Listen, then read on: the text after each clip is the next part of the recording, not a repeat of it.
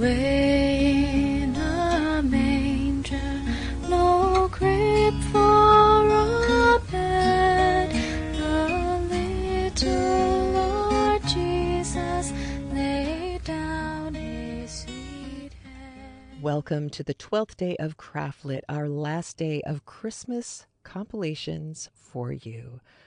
Merry Christmas. We hope you have enjoyed all of the stories we've played for you so far. And today you hear A Christmas Carol by Charles Dickens, all 5 staves. If you haven't listened to the day one, the first day of CraftLit, you may want to go do that. All of the information on how and where to find other episodes will be in that opening. However, the short version is, if you're watching/listening on YouTube, you can get the playlist on our YouTube channel. And if you are looking at show notes and listening to this as an actual audio podcast, if you look in the show notes, you will see not only links to all the previous episodes, but time codes telling you where to fast wind to or rewind to be able to listen to exactly the right story that you want to listen to. Merry Christmas and a very, very Happy New Year. Here we go. A Christmas Carol in Prose, being a ghost story of Christmas by Charles Dickens. Preface. I have endeavored in this ghostly little book to raise the ghost of an idea which shall not put my readers out of humor with themselves, with each other, with the season, or with me. May it haunt their houses pleasantly, and no one wish to lay it. Your faithful friend and servant, C.D. December 1843. Stave 1. Marley's Ghost. Marley was dead to begin with. There's no doubt whatsoever about that. The register of his burial was signed by the clergyman, the clerk, the undertaker, and the chief mourner. Scrooge signed it, and Scrooge's name was good upon change for anything he chose to put his hand to. Old Marley was as dead as a doornail. Mind, I don't mean to say that I know of my own knowledge what there is particularly dead about a doornail. I might have been inclined myself to regard a coffin-nail as the deadest piece of ironmongery in the trade, but the wisdom of our ancestors is in the simile, and my unhallowed hand shall not disturb it, or the country is done for. You will therefore permit me to repeat emphatically that Marley was as dead as a doornail. Scrooge knew he was dead? Of course he did. How could it be otherwise? Scrooge and he were partners for I don't know how many years. Scrooge was his sole executor, his sole administrator, his sole assign, his sole residuary legatee, his sole friend and sole mourner. And even Scrooge was not so dreadfully cut up by the sad event, but that he was an excellent man of business in the very day of the funeral, and solemnized it with an undoubted bargain. The mention of Marley's funeral brings me back to the point I started from.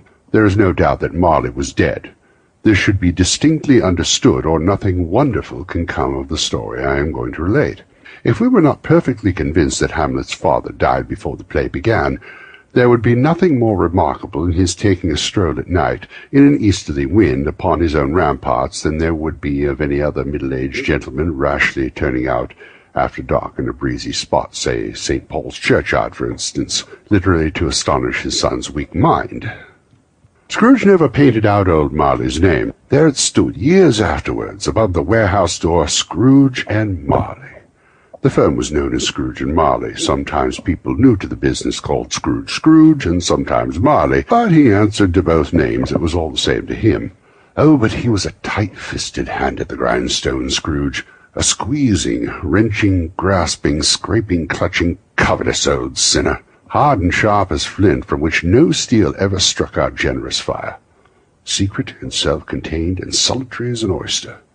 The cold within him froze his old features, nipped his pointed nose, shriveled his cheek, stiffened his gait, made his eyes red, his thin lips blue, and spoke out shrewdly in his grating voice. A frosty rime was on his head and on his eyebrows and his wiry chin. He carried his own low temperature always about with him. He iced his office in the dog days, and didn't thaw it 1 degree at Christmas. External heat and cold had little influence on Scrooge. No warmth could warm, no wintry weather chill him. No wind that blew was bitterer than he, no falling snow was more intent upon its purpose, no pelting rain less open to entreaty. Foul weather did nowhere to have him. The heaviest rain and snow and hail and sleet could boast one advantage over him in only one respect. They often came down handsomely, and Scrooge never did. Nobody ever stopped him on the street to say, with gladsome looks, "My dear Scrooge, how are you? When will you come to see me?" No beggars implored him to bestow a trifle. No children asked him what it was o'clock. No man or woman ever once in all his life inquired the way to such and such a place of Scrooge. Even the blind men's dogs appeared to know him, and when they saw him coming on, would tug their owners into hallways and up courts, and then would wag their tails as though they said, "No eye at all is better than an evil-eyed dog, master." But what did Scrooge care? It was the very thing he liked, to edge his way along the crowded paths of life, warning all human sympathy to keep its distance, was what the knowing ones called nuts to Scrooge. Once upon a time, of all the good days in the year, on Christmas Eve, old Scrooge sat busy in his counting-house. It was cold, bleak, biting weather, foggy withal, and he could hear the people in the court outside go wheezing up and down, beating their hands upon their breasts, and stamping their feet upon the pavement stones to warm them. The city clocks had just gone 3, but it was quite dark already. It had not been light all day, and candles were flaring in windows of the neighboring offices like ruddy smears upon the palpable brown air. The fog came pouring in at every chink and keyhole, and was so dense without that although the court was of the narrowest, the houses opposite were mere phantoms. To see the dingy cloud come drooping down, obscuring everything, one might have thought nature lived hard by and was brewing on a larger scale. The door of Scrooge's counting-house was open, that he might keep an eye upon his clock, when a dismal little cell beyond, sort of tank, was copying letters. Scrooge had a very small fire, but the clock's fire was so much smaller that it looked like one coal. But he couldn't replenish it, for Scrooge kept the coal box in his own room, and so surely as the clerk came in with the shovel, the master predicted that it would be necessary for them to part. Wherefore the clerk put on his white comforter and tried to warm himself at the candle, in which effort, not being a man of strong imagination, he failed. "A Merry Christmas, Uncle! God save you!" cried a cheerful voice. It was the voice of Scrooge's nephew, who had come upon him so quickly that this was the first intimation he had of his approach. "Bah!" said Scrooge. "Humbug!" He had so heated himself with rapid walking in the fog and frost, this nephew of Scrooge's, that he was all in a glow.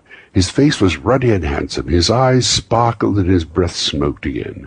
"Christmas a humbug, Uncle?" said Scrooge's nephew. "You don't mean that, I'm sure." "I do," said Scrooge. "Merry Christmas! What right have you to be merry? What reason have you to be merry? You're poor enough." "Come, then," returned the nephew gaily. "What right have you to be dismal? What reason have you to be morose? You're rich enough."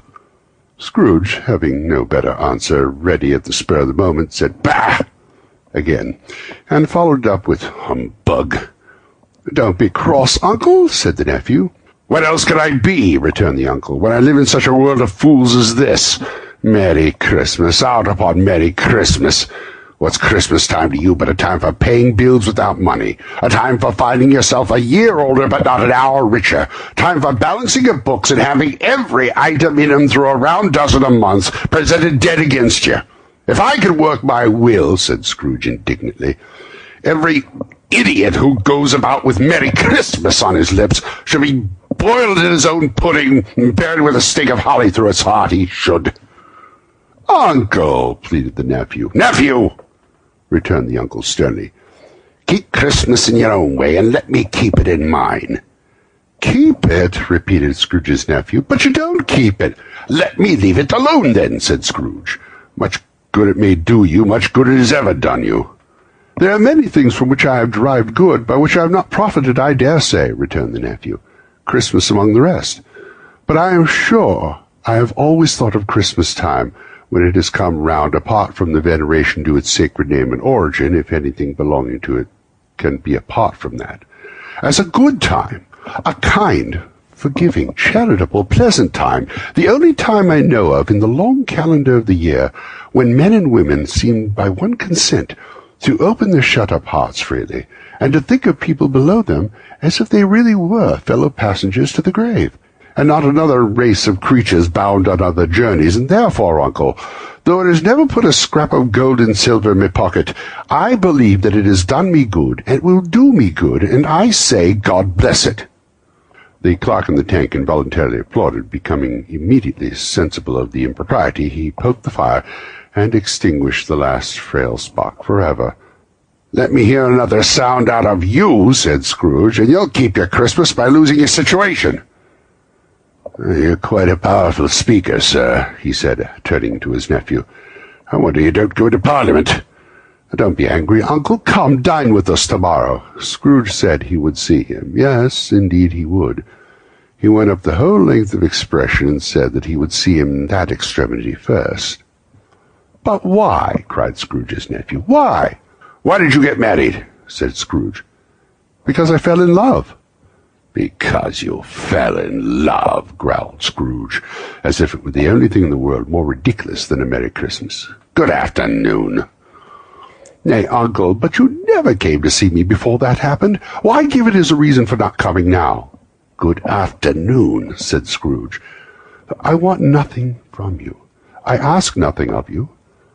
Why cannot we be friends?" "Good afternoon." "I am sorry, with all my heart, that I find you so resolute.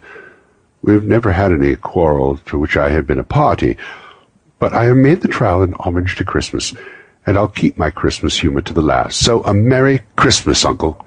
"Good afternoon," said Scrooge. "And a Happy New Year." "Good afternoon," said Scrooge. His nephew left the room without an angry word, notwithstanding. He stopped at the outer door to bestow his greetings of the season on the clerk, who, cold as he was warmer than Scrooge, for he returned them cordially. "There's another fellow," muttered Scrooge, who overheard him. "My clerk, with 15 shillings a week, and a wife and family, talking about a Merry Christmas. I'll retire to Bedlam." This lunatic, in letting Scrooge's nephew out, had let 2 other people in. They were portly gentlemen, pleasant to behold, and now stood with their hats off in Scrooge's office. They had books and papers in their hands, and bowed to him. "Scrooge and Marley's, I believe," said one of the gentlemen, referring to his list. "Have I had the pleasure of addressing Mr. Scrooge and Mr. Marley?" "Mr. Marley has been dead these 7 years," Scrooge replied. "He died 7 years ago this very night." "Well, we have no doubt his liberality is well represented by his surviving partner," said the gentleman, presenting his credentials. It certainly was, for they had been 2 kindred spirits. At the ominous word liberality, Scrooge frowned and shook his head and handed the credentials back.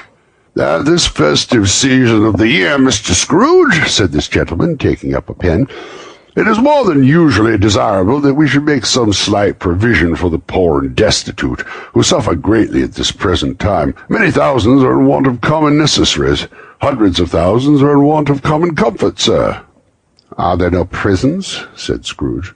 "Plenty of prisons," said the gentleman, laying down his pen again. "And the union workhouses?" demanded Scrooge. "Are they still in operation?" "They are still," returned the gentleman. "I wish I could say they were not." "The treadmill and the poor law are in full vigour, then?" said Scrooge. "They're both very busy, sir."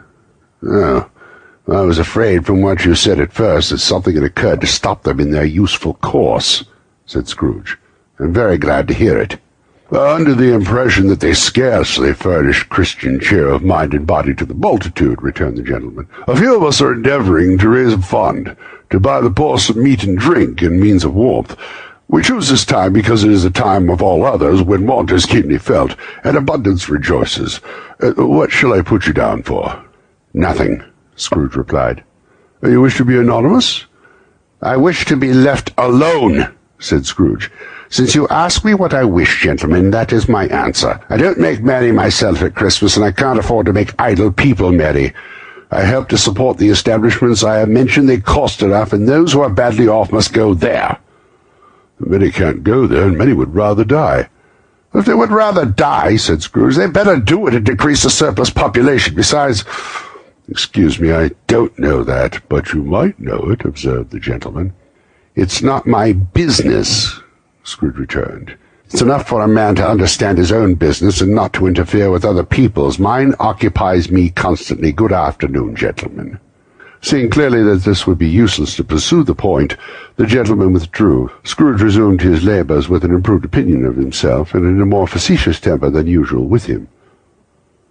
Meanwhile, the fog and darkness thickened so that people ran about with flaring links, offering their services to go before horses and carriages and conduct them on their way. The ancient tower of the church, whose gruff old bell was always peeping slyly down at Scrooge out of a Gothic window in the wall, became invisible and struck the hours and quarters in the clouds, with tremendous vibrations afterwards, as if its teeth were chattering in its frozen head up there. The cold became intense. In the main street, at the corner of the court, some labourers were repairing the gas pipes, and had lighted a great fire in a brazier, round which a party of ragged men and boys were gathered, warming their hands and winking their eyes before the blaze in rapture. The water-plug, being left in solitude, its overflowing sullenly congealed and turned to misanthropic ice. The brightness of the shops, where holly sprigs and berries crackled in the lamp heat of the windows, made pale faces ruddy as they passed. Poulterers' and grocers' trades became a splendid joke, a glorious pageant, in which it was next to impossible to believe that such dull principles as bargain and sale had anything to do. The Lord Mayor, in the stronghold of the mighty mansion house, gave orders to his 50 cooks and butlers to keep Christmas as a Lord Mayor's household should, and even the little tailor, whom he had fined 5 shillings on the previous Monday for being drunk and bloodthirsty in the streets, stirred up tomorrow's pudding in his garret, while his lean wife and the babies sailed out to buy the beef. Foggier yet and colder, piercing, searching, biting cold. If the good St. Dunstan had but nipped the evil spirit's nose with a touch of such weather as that, instead of using his familiar weapons, then indeed he would have roared to lusty purpose. The owner of one scant young nose, gnawed and mumbled by the hungry cold as bones are gnawed by dogs, stooped down at Scrooge's keyhole to regale him with the Christmas carol. But at the first sound of "God bless you, merry gentlemen, may nothing you dismay," Scrooge seized the ruler with such energy of action that the singer fled in terror, leaving the keyhole to the fog and even more congenial frost. At length the hour of shutting up the counting-house arrived. With an ill will, Scrooge dismounted from his stool and tacitly admitted the fact to the expectant clerk in the tank, who instantly snuffed his candle out and put on his hat. "You'll want all day tomorrow, I suppose," said Scrooge. "If it's quite convenient, sir." "It's not convenient," said Scrooge, "and it's not fair. If I were to stop half-a-crown for it, you'd think yourself ill-used, I'll be bound." The clerk smiled faintly. "And yet," said Scrooge, "you don't think me ill-used when I pay a day's wages for no work." The clerk observed that it was only once a year. "A poor excuse for picking a man's pocket every 25th of December," said Scrooge, buttoning his greatcoat to his chin. "But I suppose you must have the whole day. We'll be here all the earlier the next morning." The clerk promised that he would, and Scrooge walked out with a growl. The office was closed in a twinkling, and the clerk, with the long ends of his white comforter dangling below his waist, for he boasted no greatcoat, went down a slide on Cornhill, at the end of the Lane of Boys 20 times, in honour of its being Christmas Eve, and then ran home to Camden Town as hard as he could pelt to play at Blindman's Bluff. Scrooge took his melancholy dinner in his usual melancholy tavern, and having read all the papers, and beguiled the rest of the evening with his banker's book, went home to bed. He lived in chambers which had once belonged to his deceased partner. They were a gloomy suite of rooms, in a lowering pile of building up a yard, where it had so little business to be that one could scarcely help fancying that it must have run there when it was a young house, playing at hide-and-seek with other houses and forgotten the way out again.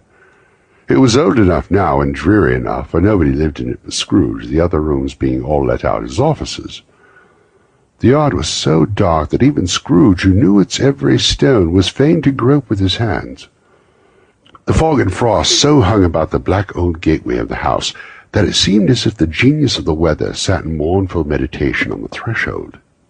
Now, it is a fact that there was nothing in particular about the knocker on the door, except that it was very large. It is also a fact that Scrooge had seen it night and morning during his whole residence in that place. Also that Scrooge had little of what is called fancy about him, as any man in the City of London, even including, which is a bold word, the corporation, alderman, and livery. Let it also be borne in mind that Scrooge had not bestowed one thought on Marley since his last mention of his 7 years dead partner that afternoon. And then let any man explain to me, if he can, how it happened that Scrooge, having his key in the lock of the door, saw in the knocker, without its undergoing any intermediate process of change, not a knocker, but Marley's face. Marley's face! It was not in impenetrable shadow as the other objects in the yard were, but in a dismal light about it, like a bad lobster in a dark cellar. It was not angry or ferocious, but looked at Scrooge as Marley used to look, with ghostly spectacles turned up on its ghostly forehead. The hair was curiously stirred, as if by a breath of hot air, and though the eyes were wide open, they were perfectly motionless. That and its livid colour made it horrible, but his horror seemed to be in spite of the face and beyond its control, rather than a part of his own expression. As Scrooge looked fixedly at this phenomenon, it was a knocker again. To say that he was not startled, or that his blood was not conscious of a terrible sensation to which it had been a stranger from infancy, would be untrue. But he put his hand upon the key he had relinquished, turned it sturdily, walked in, and lighted his candle. He did pause, with a moment's irresolution, before the shut door, and he did look cautiously behind its first, as if half expected to be terrified with the sight of Marley's pigtails sticking out into the hole. But there was nothing in the back of the door except the screws and nuts that held the knocker on, so he said "pooh-pooh," and closed it with a bang. The sound resounded through the house like thunder. Every room above, and every cask in the wine merchant's cellars below, appeared to have a separate peal of echoes of its own. Scrooge was not a man to be frightened by echoes. He fastened the door and walked across the hall and up the stairs, slowly too, trimming the candle as he went. You may talk vaguely about driving a coach and six up a good old flight of stairs, or through a bad young Act of Parliament, but I mean to say that you might have got a hearse up that staircase and taken it broadwise, with the splinter bar toward the wall and the door towards the balustrades, and done it easy. There was plenty of width for that, and room to spare, which is perhaps the reason why Scrooge thought he saw a locomotive hearse going on before him in the gloom. Half a dozen gas lamps out in the street wouldn't have lighted the entry too well, so you may suppose that it was pretty dark with Scrooge's dip. Up Scrooge went, not caring a button for that.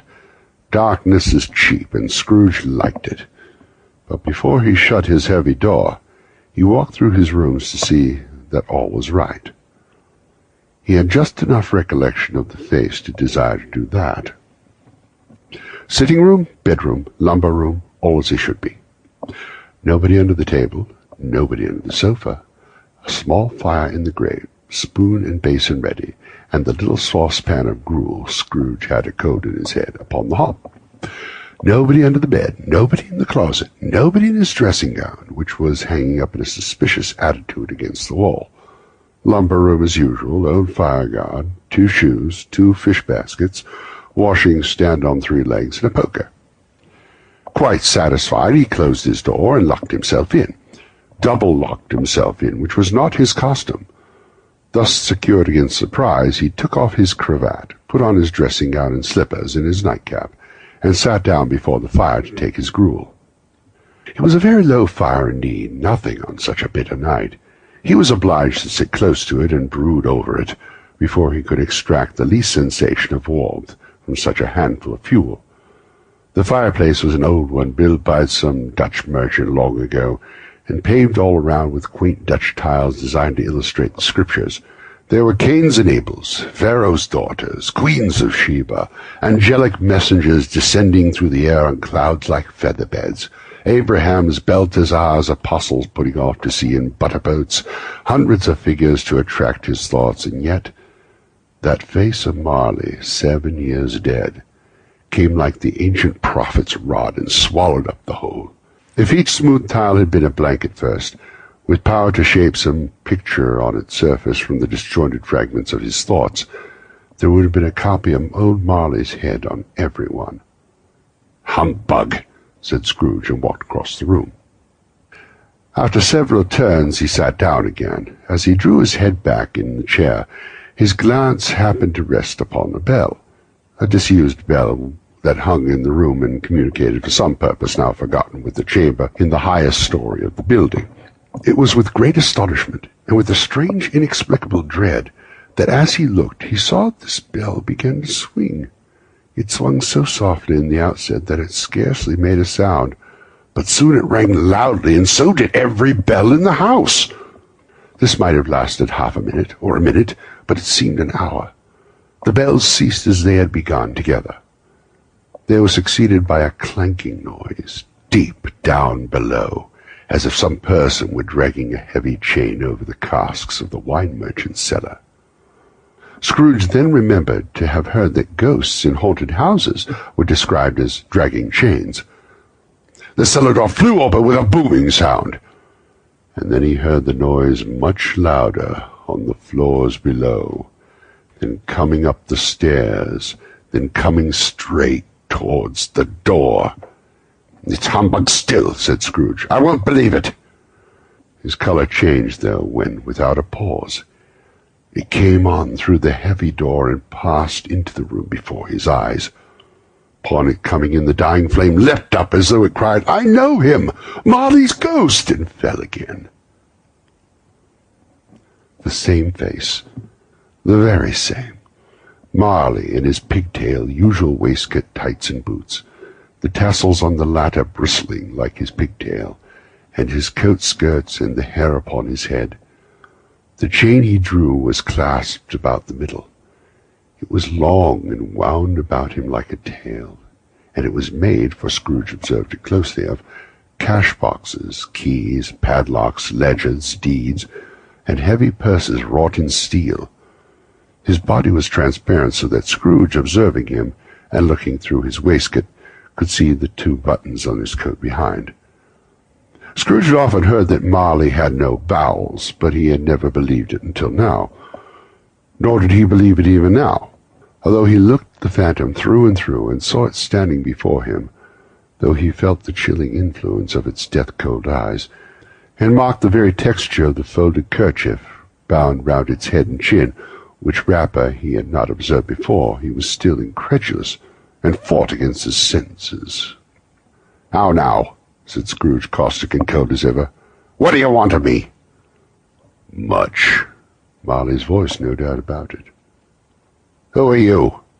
"Ask me who I was." "Who were you, then?" said Scrooge, raising his voice. "You're particular for a shade." He was going to say to a shade, but substituted this as more appropriate. "In life, I was your partner, Jacob Marley." Can you sit down?" asked Scrooge, looking doubtfully at him. "I can." "Do it, then." Scrooge asked the question because he didn't know whether a ghost so transparent might find himself in a condition to take a chair, and felt that in the event of its being possible, it might involve the necessity of an embarrassing explanation. But the ghost sat down on the opposite side of the fireplace, as if he were quite used to it. "You don't believe me," observed the ghost. "I don't," said Scrooge. "What evidence would you have of my reality beyond that of your senses?" "I don't know," said Scrooge. "Why do you doubt your senses?" "Because," said Scrooge, "a little thing affects them. A slight disorder of the stomach makes them cheats. You may be an undigested bit of beef, a blot of mustard, a crumb of cheese, a fragment of an underdone potato. There's more of gravy than of grave about you, whatever you are." Scrooge was not much in the habit of cracking jokes, nor did he feel in his heart by any means waggish then. The truth is that he tried to be smart as a means of distracting his own attention, and keeping down his terror, for the spectre's voice disturbed the very marrow in his bones. To sit, staring at those fixed, glazed eyes in silence for a moment, would play, Scrooge felt, the very deuce with him. There was something very awful, too, in the spectre's being provided with an infernal atmosphere of its own. Scrooge could not feel it himself, but it was clearly the case, for though the ghost sat perfectly motionless, its hair and skirts and tassels were still agitated as if by the hot vapour from an oven. "You see this toothpick?" said Scrooge, returning quickly to the charge, for the reason just assigned, and wishing, though it were only for a second, to divert the vision's stony gaze from himself. "I do," replied the ghost. "You are not looking at it," said Scrooge. "But I see it," said the ghost, "notwithstanding." "Well," said Scrooge, "I have but to swallow this, and be for the rest of my days persecuted by a legion of goblins, all of my own creation. Humbug, I tell you, humbug!" The spirit raised a frightful cry and shook its chain with such a dismal and appalling noise that Scrooge held tight to his chair to save himself from falling in a swoon. But how much greater was his horror when the phantom, taking off bandage round its head, as if it were too warm to wear indoors, his lower jaw dropped down upon his breast. Scrooge fell upon his knees and clasped his hands before his face. "Mercy," he said. "Dreadful apparition, why do you trouble me?" "Man of the worldly mind," replied the ghost, "do you believe in me or not?" "I do," said Scrooge. "I must. But why do spirits walk the earth, or why do they come to me?" "It is required of every man," the ghost returned, "that the spirit within him should walk abroad among his fellow men and travel far and wide. And if that spirit goes not forth in life, it is condemned to do so after death. It is doomed to wander through the world. Oh, woe is me, and witness what it cannot share, but might have shared on earth and turned to happiness." Again the spectre raised a cry and shook its chain and wrung its shadowy hands. "You are fettered," said Scrooge, trembling. "Tell me why." "I wear the chain I forged in life," replied the ghost. "I made it, link by link and yard by yard, and girded it on of my own free will, and of my own free will I wore it. Is its pattern strange to you?" Scrooge trembled more and more. "Or would you know," pursued the ghost, "the weight and length of the strong coil you bear yourself? It was as full, as heavy, and as long as this 7 Christmas Eves ago. You have labored on it since. It is a ponderous chain." Scrooge glanced about him on the floor in the expectation of finding himself surrounded by some 50 or 60 fathoms of iron cable, but he could see nothing. "Jacob," he said imploringly. "Oh, Jacob Marley, tell me more. Speak comfort to me, Jacob." "I have none to give," the ghost replied.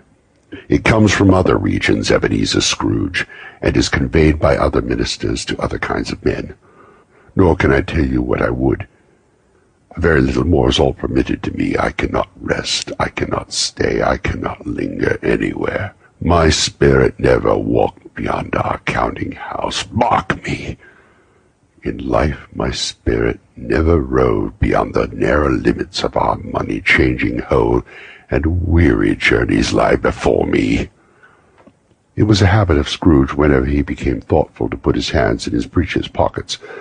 Pondering on what the ghost had said, he did so now, but without lifting up his eyes or getting off his knees. "You must have been very slow about it, Jacob," Scrooge observed in a business-like manner, though with humility and deference. "Slow," the ghost repeated. 7 years dead," mused Scrooge, "and travelling all the time."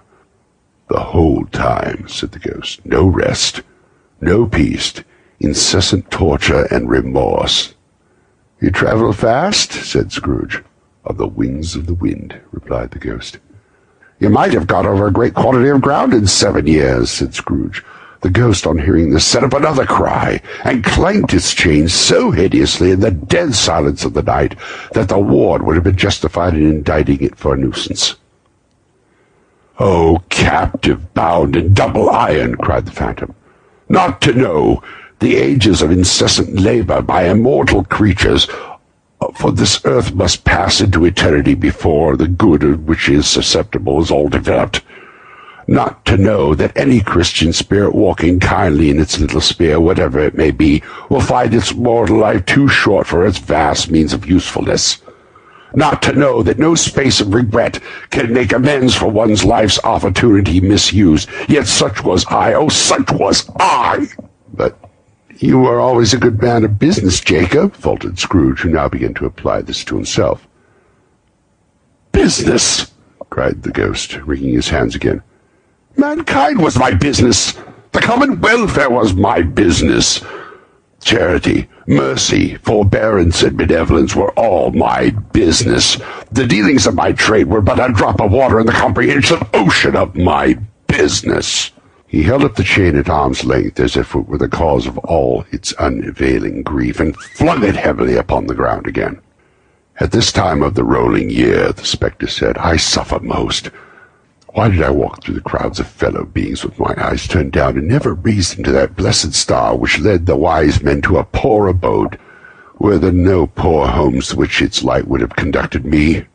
Scrooge was very much dismayed to hear the spectre going on at this rate, and began to quake exceedingly. Hear me, said the ghost. My time is nearly gone. I will, said Scrooge. But don't be hard upon me. Don't be flowery, Jacob, pray.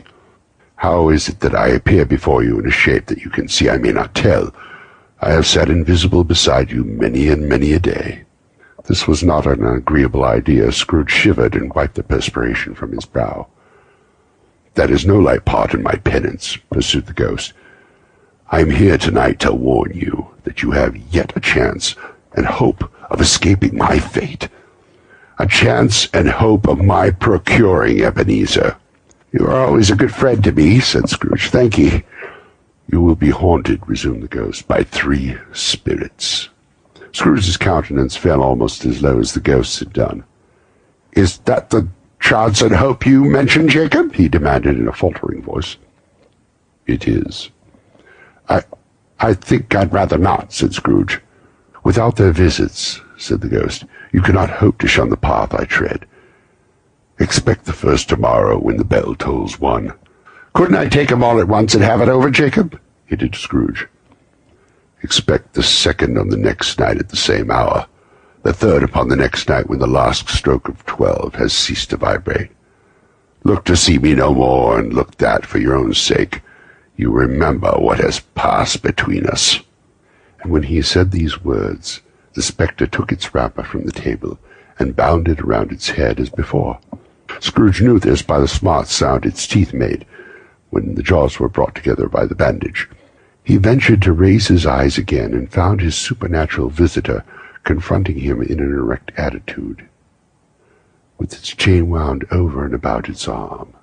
The apparition walked backward from him, and with every step it took, the window raised itself a little, so that when the spectre reached it, it was wide open. It beckoned Scrooge to approach, which he did. When they were within 2 paces of each other, Marley's ghost held up its hand, warning him to come no nearer. Scrooge stopped, not so much in obedience as in surprise and fear, for on the raising of the hand he became sensible of confused noises in the air, incoherent sounds of lamentation and regret, wailings inexpressibly sorrowful and self-accusatory. The spectre, after listening for a moment, joined in the mournful dirge, and floated out upon the bleak, dark night. Scrooge followed to the window, desperate in his curiosity. He looked out. The air was filled with phantoms wandering hither and thither in restless haste, and moaning as they went. Every one of them wore chains like Marley's ghost. Some few, there might be guilty governments, were linked together. None were free. Many had been personally known to Scrooge in their lives. He had been quite familiar with one old ghost in a white waistcoat, with a monstrous iron safe attached to its ankle, who cried piteously at being unable to assist a wretched woman with an infant, whom it saw below upon a doorstep.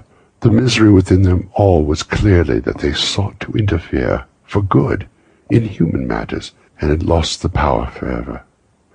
Whether these creatures faded into mist or mist enshrouded them, he could not tell, but they and their spirit voices faded together, and the night became as it had been when he walked home. Scrooge closed the window and examined the door by which the ghost had entered. It was double-locked, as he had locked it with his own hands, and the bolts were undisturbed. He tried to say humbug, but stopped at the first syllable, and being, from the emotion he had undergone, of the fatigues of the day, or his glimpse of the invisible world, or the dull conversation of the ghost, or the lateness upon the hour, much in need of repose, went straight to bed without undressing, and fell asleep upon the instant. So that's the end of the first stave. Now, of course, we know what's coming next. We have the ghost of Christmas past, who has been threatened to come and visit our man Ebenezer, at 1 o'clock. Well, now a couple of interesting things are going to happen with the clock and the other situation, and that's where you're going to hear the note about the repeater. There's also some really interesting descriptions about the Ghost of Christmas Past. You have to listen and think about Lumiere in Beauty and the Beast, the candle. Just keep him in mind. I think the Jim Carrey version that came out a year or two ago, they actually got this ghost right in that version, which is kind of curious. However, out of the other versions, I kind of think that Bill Murray's Scrooged version, with Carol Kane playing the Ghost of Christmas Past, I kind of think she got closest because she was kind of beaten up on Bill Murray. And you'll hear some of that coming out of this ghost. I think our reader's voice does a really nice job with this particular ghost, too. His name is Glenn Holstrom, and he is a reader for LibriVox.org. That's LibriVox.org, free voice. And all of this audio comes free from them, from volunteers who have volunteered to read so that we can enjoy these books. So, without any further ado, here comes Stave 2 of A Christmas Carol. Stave 2, the first of the three spirits. When Scrooge awoke, it was so dark that looking out of bed he could scarcely distinguish the transparent window from the opaque walls of his chamber. He was endeavouring to pierce the darkness with his ferret eyes when the chimes of a neighbouring church struck the 4 quarters, so he listened for the hour. To his great astonishment, the heavy bell went from 6 to 7, and from 7 to 8, and regularly up to 12, then stopped. 12! It was past 2 when he went to bed. The clock was wrong, and Icicle must have gotten to the works. 12. He touched the spring of his repeater to correct the most preposterous clock. Its rapid little pulse beat 12, and stopped. "Why, it isn't possible," said Scrooge, "that I can have slept through the whole day and far into the night. It isn't possible that anything has happened to the sun, and this is 12 at noon." The idea being an alarming one, he scrambled out of bed and groped his way to the window.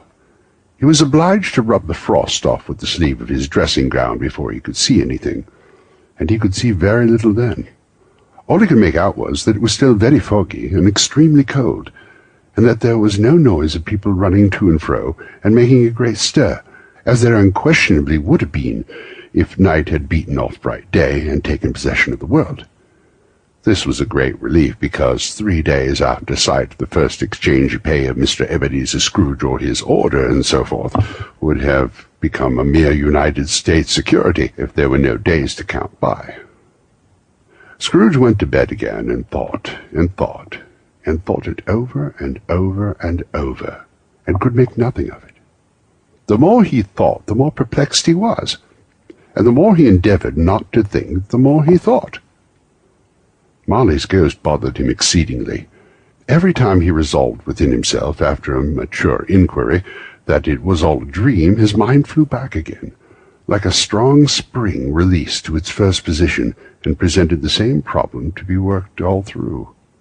Was it a dream or not? Scrooge lay in this state until the chime had gone 3 quarters more, when he remembered on a sudden that the ghost had warned him of a visitation when the bell tolled 1. He resolved to lie awake until the hour had passed, and considering that he could no more go to sleep than go to heaven, this was perhaps the wisest resolution in his power. The quarter was so long that he was more than once convinced that he must have sunk into a doze unconsciously and missed the clock. At length it broke upon his listening ear. "Ding-dong! A quarter past," said Scrooge, counting. "Ding-dong! Half-past," said Scrooge. "Ding-dong! A quarter to it," said Scrooge. "Ding-dong!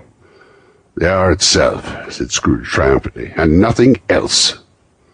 He spoke before the hour bell had sounded, which it now did with a deep, dull, hollow, melancholy 1. Light flashed up in the room upon an instant, and the curtains of his bed were drawn. The curtains of his bed were drawn aside, I tell you, by a hand.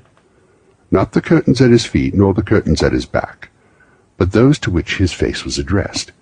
The curtains of his bed were drawn aside, and Scrooge, starting up into a half-recumbent attitude, found himself face to face with the unearthly visitor who drew them, as close to it as I am now to you, and I am standing in the spirit at your elbow.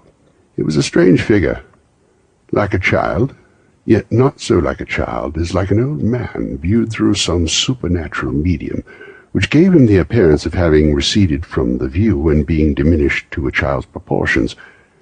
Its hair, which hung about its neck and down its back, was white, as if with age, and yet the face had not a wrinkle on it, and the tenderest bloom was on the skin. The arms were very long and muscular, the hands the same, as if its hold were of uncommon strength. Its legs and feet, most delicately formed, were, like those upper members, bare. It wore a tunic of the purest white, and round the waist was bound a lustrous belt, the sheen of which was beautiful. It had a branch of fresh green holly in its hand, and, in singular contradiction of that wintry emblem, had its dress trimmed with summer flowers. But the strangest thing about it was that from the crown of its head there sprung a bright, clear jet of light, by which all was visible, and which was doubtless the occasion of its using in its duller moments a great extinguisher for a cap which it now held under its arm. Even this, though, when Scrooge looked at it with increasing steadiness, was not the strangest quality, for as its belt sparkled and glittered, now in one part and now in another, and what was light one instant at another time was dark, so the figure itself fluctuated in its distinctness, being now a thing with one arm, now with one leg, now with 20 legs, now a pair of legs without head, now a head without a body, of which dissolving parts no outline would be visible in the dense gloom wherein they melted away, and in the very wonder of this, it would be itself again, distinct and clear as ever. "Are you the spirit, sir, whose coming was foretold to me?" asked Scrooge. "I am." The voice was soft and gentle, singularly low, as if instead of being so close beside him, it were at a distance. "Who and what are you?" Scrooge demanded. "I am the ghost of Christmas past." "Long past?" inquired Scrooge, observant of its dwarfish stature. "No, your past." Perhaps Scrooge could not have told anybody why, if anybody could have asked them, but he had a special desire to see the spirit in his cap, and begged him to be covered. "What?" exclaimed the ghost. "Would you so soon put out with worldly hands the light I give? Is it not enough that you are one of those whose passions made this cap, and forced me through the whole trains of years to wear it low upon my brow?" Scrooge reverently disclaimed all intention to offend, any knowledge of having wilfully bonneted the spirit of any period in his life. Then he made bold to inquire what business brought him here. "Your welfare," said the ghost. Scrooge expressed himself much obliged, but could not help thinking that a night of unbroken rest would have been more conducive to that end. The spirit must have heard him thinking, for it said immediately, "Your reclamation, then. Take heed." It put out his hand as it spoke, and clasped him gently by the arm. "Rise, and walk with me." It would have been in vain for Scrooge to plead the weather and the hour were not adapted to pedestrian purposes, that bed was warm and the thermometer a long way below freezing, that he was clad but lightly in his slippers, dressing-gown, and nightcap, and that he had a cold upon him at the time. The grasp, though gentle as a woman's hand, was not to be resisted. He rose, but finding that the spirit made towards the window, clasped his robe in supplication. "I am mortal," Scrooge remonstrated, "and liable to fall." "Bear but a touch of my hand there," said the spirit, laying it upon his heart, "and you shall be upheld in more than this." As the words were spoken, they passed through the wall and stood upon an open country road, with fields on either hand. The city had entirely vanished, not a vestige of it was to be seen. The darkness and the mist had vanished with it, for it was a clear, cold, wintry day, with snow upon the ground. "Good heaven!" said Scrooge, clasping his hands together as he looked about him. "I was bred in this place. I was a boy here." The spirit gazed upon him mildly. Its gentle touch, though it had been light and instantaneous, appeared still present to the old man's sense of feeling. He was conscious of 1,000 odours floating in the air, each one connected with 1,000 thoughts and hopes and joys and cares long, long forgotten. Your lip is trembling, said the ghost. And what is that upon your cheek? Scrooge muttered with an unusual catching in his voice that it was a pimple, and begged the ghost to lead him where he would. You recollect the way? Inquired the spirit. Remember it, cried Scrooge with fervor. I could walk it blindfolded. Strange to have forgotten it for so many years, observed the ghost. Let us go on. They walked along the road, Scrooge recognizing every gate, every post, every tree, until a little market town appeared in the distance with its bridge, its church, and winding river.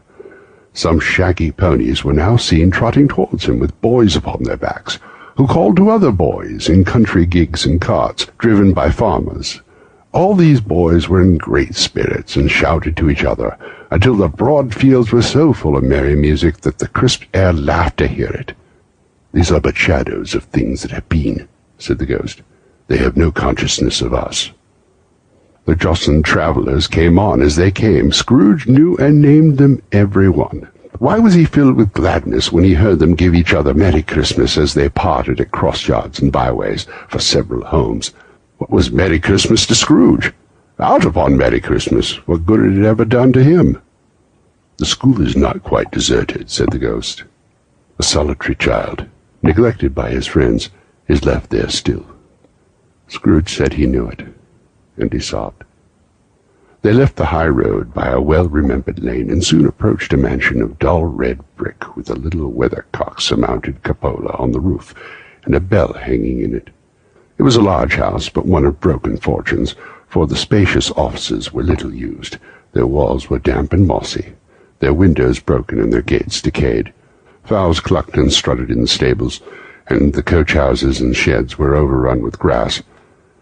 Nor was it more retentive of its ancient state within, for entering the dreary hall and glancing through the open doors of many rooms, they found them poorly furnished, cold and vast.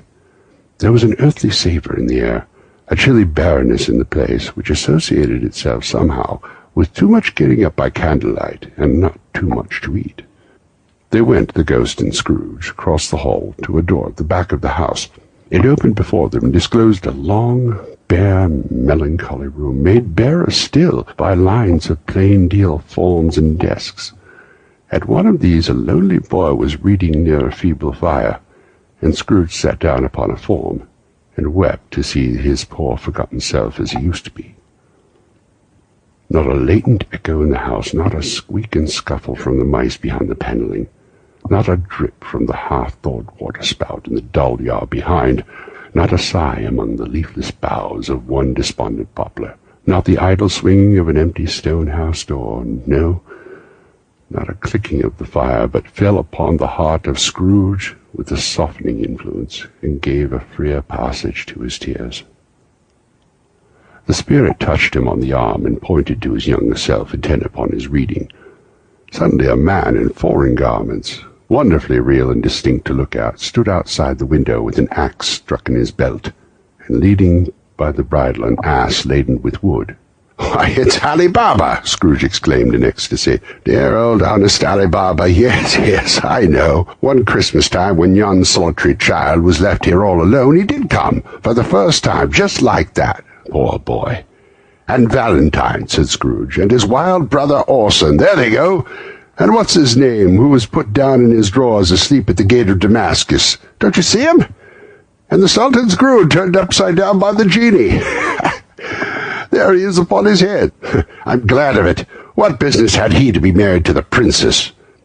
To hear Scrooge expanding on all the earnestness of the nature of such subjects, in a most extraordinary voice between laughing and crying, and to see his heightened and excited face, would have been a surprise to his business friends in the city indeed. "There's the parrot!"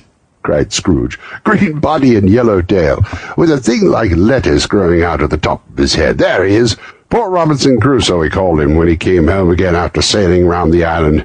Poor Robinson Crusoe, where have you been, Robinson Crusoe?" The man thought he was dreaming, but he wasn't. He was the parrot, you know.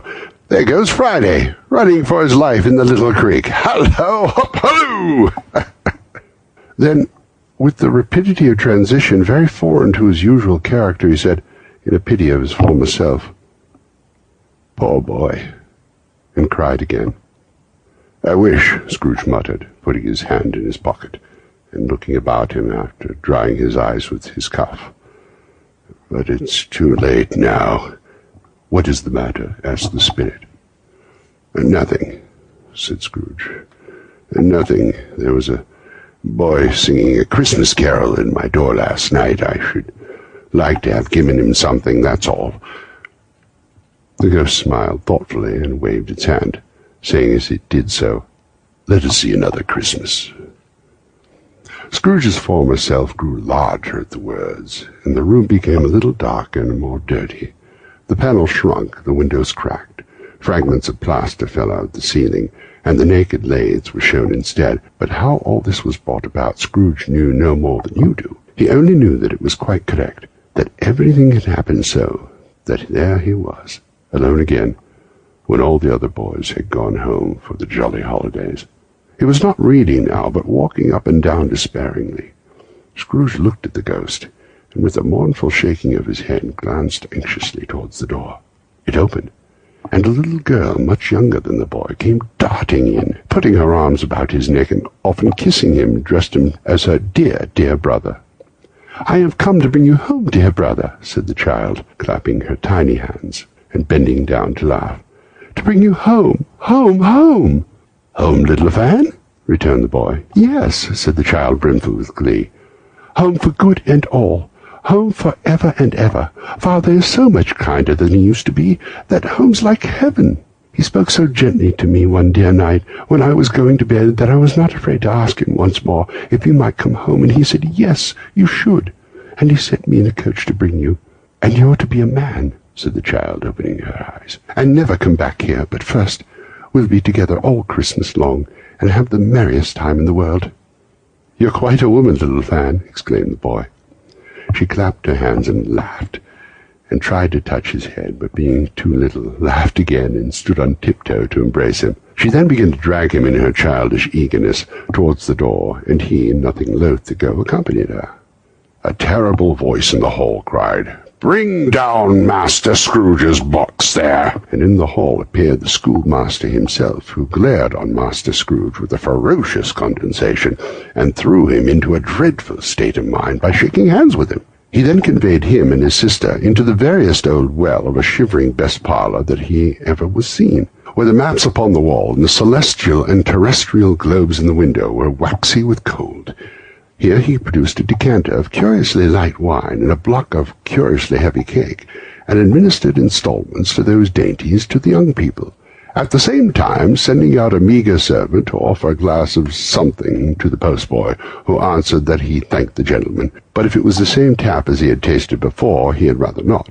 Master Scrooge's trunk being by this time tied on to the top of the chaise, the children bade the schoolmaster good-bye willingly, and getting into it drove gaily down the garden sweep, the quick wheels dashing the hoar frost and snow from the old dark leaves of the evergreens like spray. "Always a delicate creature whom a breath might have withered," said the ghost. "But she had a large heart." "So she had," cried Scrooge. "You're right. I will not gainsay it, spirit. God forbid." "She died a woman," said the ghost, "and had, as I think, children." "One child," Scrooge returned. "True," said the ghost. "Your nephew." Scrooge seemed uneasy in his mind, and answered briefly, "Yes." Although they had but at that moment left the school behind them, they were now in the busy thoroughfares of the city, where shadowy passengers passed and repassed, where shadowy carts and coaches battled for the way, and all the strife and tumult of a real city were. It was made plain enough by the dressing of the shops that there, too, it was Christmas time again, but it was evening and the streets were lighted up. The ghost stopped at a certain warehouse door and asked Scrooge if he knew it.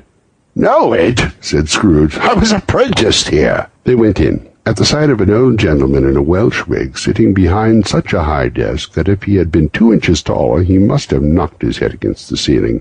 Scrooge cried in great excitement, "Why, it's old Fezziwig! Bless his heart! It's Fezziwig alive again!" Old Fezziwig laid down his pen and looked up at the clock, which pointed to the hour of 7. He rubbed his hands, adjusted his capricious waistcoat, laughed all over himself, from his shoes to his organ of benevolence, and called out in a comfortable, oily, rich, fat, jovial voice, "Yo ho there, Ebenezer! Dick! Scrooge's former self, now a grown young man, came briskly and accompanied by his fellow apprentice. "Dick Wilkins, to be sure," said Scrooge to the ghost. "Bless me eyes, there he is. He was very much attached to me, was Dick. Poor Dick, dear, dear." "Yo-ho, my boys," said Fezziwig. "No more work tonight. Christmas Eve, Dick. Christmas, Ebenezer. Let's have the shutters up," cried old Fezziwig with a sharp clap of his hands, "before a man can say Jack Robinson." You wouldn't believe how those two fellows went at it. They charged into the street with the shutters. 1, 2, 3, had 'em up in their places. 4, 5, 6, barred 'em and pinned 'em. 7, 8, 9, and came back before you could get to 12, panting like racehorses. "Hallo-ho!" cried old Fezziwig, skipping down from the high desk with wonderful agility. "Clear away, my lads, and let's have lots of room here. Hallo-ho! Dick, chirp, Ebenezer!" Clear away. There was nothing they wouldn't have cleared away, or couldn't have cleared away, with old Fezziwig looking on. It was done in a minute. Every movable was packed off, as if it were dismissed from public life forevermore. The floor swept and watered, the lamps were trimmed, fuel was heaped upon the fire, and the warehouse was as snug, as warm and dry and bright as a ballroom, as you would desire to see upon a winter's night. In came the fiddler with a music book, and went up to the lofty desk, and made an orchestra of it, and tuned like 50 stomach-aches.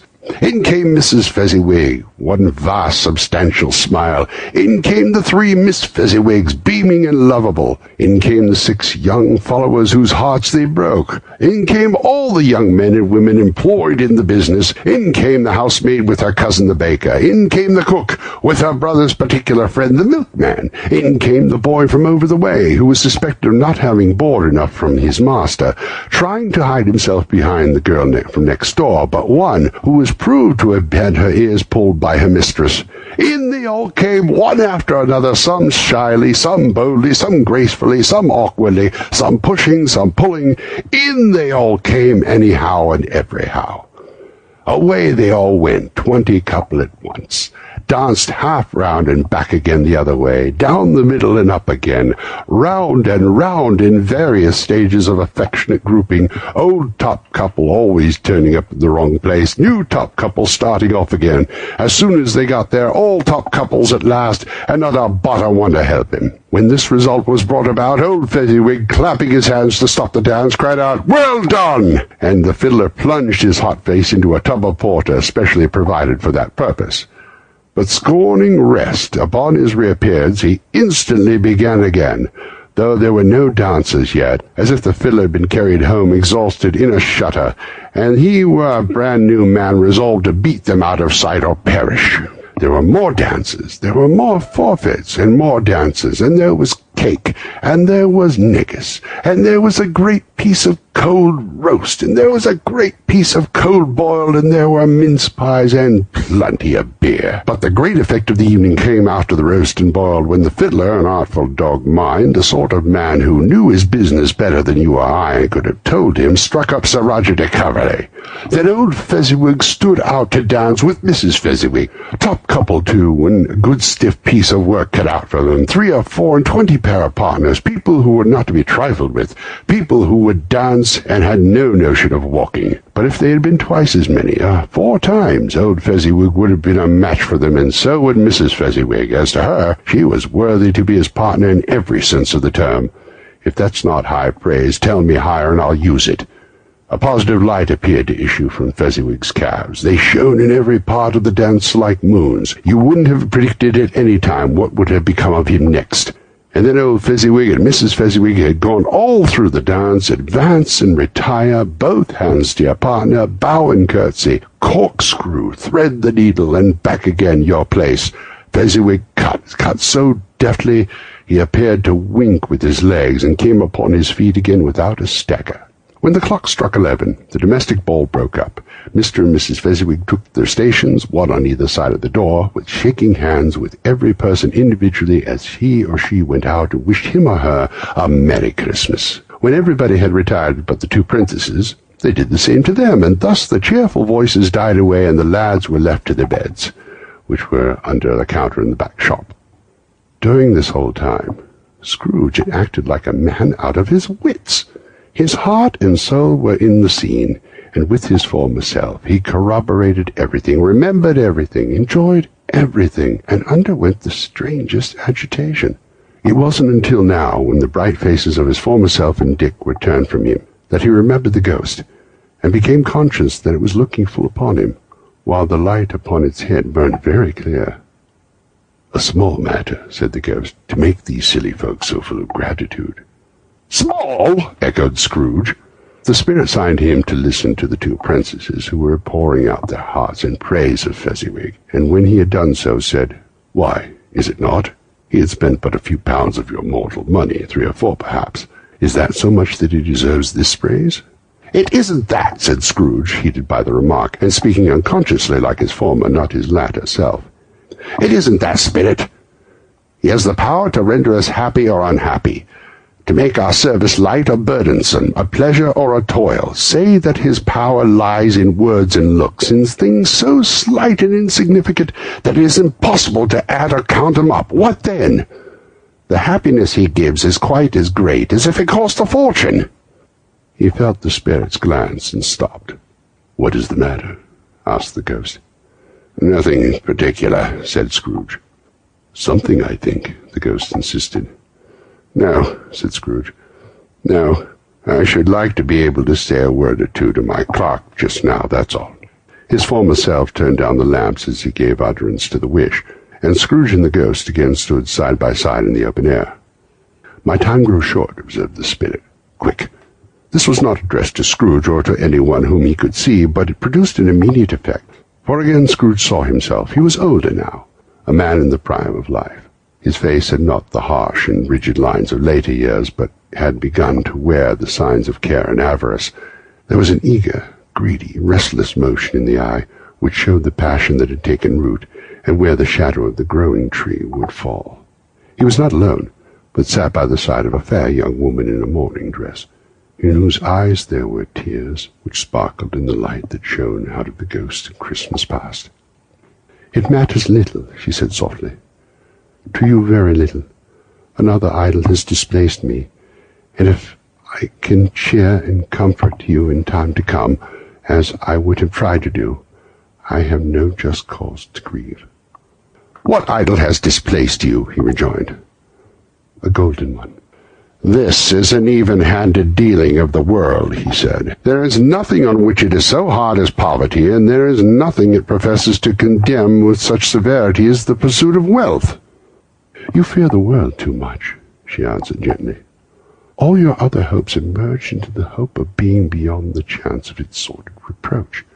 I have seen your nobler aspirations fall off one by one, until the master passion, gain, engrosses you, have I not?" "What then?" he retorted. "Even if I have grown so much wiser, what then? I am not changed towards you." She shook her head. "Am I?" "Our contract is an old one. It was made when we were both poor and content to be so, until in good season we could improve our worldly fortunes by our patient industry. You are changed. When it was made, you were another man." "I was a boy," he said impatiently. "Your own feeling tells you that you are not what you are," she returned. "I am. That which promised happiness when we were one in heart is fraught with misery now that we are two. How often and how keenly have I thought of this I will not say. It is enough that I have thought of it and can release you." "Have I ever sought release?" "In words? No, never." "In what then?" "In a changed nature, in an altered spirit, in another atmosphere of life, another hope as its great end, in everything that made my love of any worth or value in your sight. If this had never been between us," said the girl, looking mildly but with steadiness upon him, "tell me, would you seek me out now and try to win me now?" "Ah, no." He seemed to yield the justice of its supposition in spite of himself, but said with a struggle, "You think not?" "I would gladly think otherwise if I could," she answered. "Heaven knows. When I have learned a truth like this, I know how strong and irresistible it must be.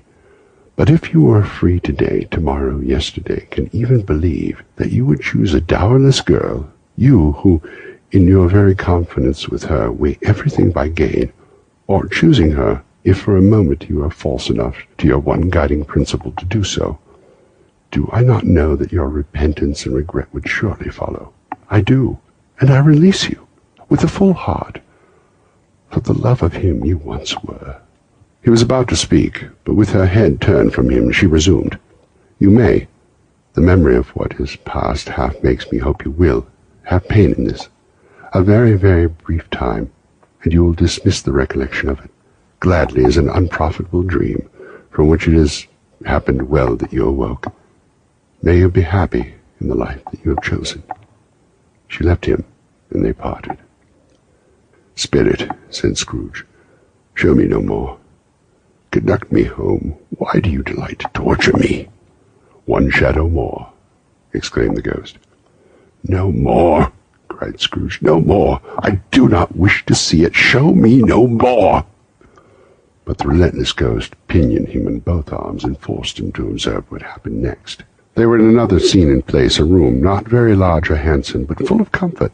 Near to the winter fire sat a beautiful young girl, so like that last that Scrooge believed it was the same until he saw her, now a comely matron, sitting opposite her daughter. The noise in the room was perfectly tumultuous, for there were more children there than Scrooge in his agitated state of mind could count, and unlike the celebrated herd in the poem, there were not 40 children conducting themselves like one, but every child was conducting itself like 40.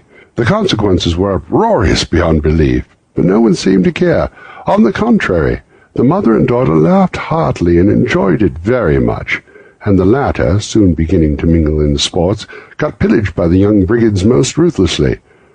What would I not have given to be one of them? Though I would never have been so rude, no, I wouldn't for the wealth of all the world have crushed that braided hair and torn it down, and for the precious little shoe I wouldn't have plucked it off. God bless my soul to save my life. As to measuring her waist in sport, as they did, bold young brood, I couldn't have done it. I should have expected my arm to have grown round for the punishment, and never come straight again.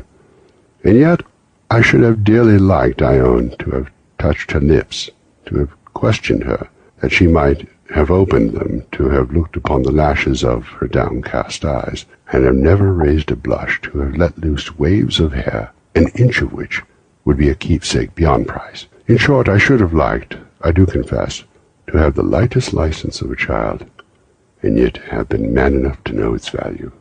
But now a knocking on the door was heard, and such a rush immediately ensued, that with a laughing face and plundered dress was borne towards it the centre of a flushed and boisterous group, just in time to greet the father, who had come home attended by a man laden with Christmas toys and presents.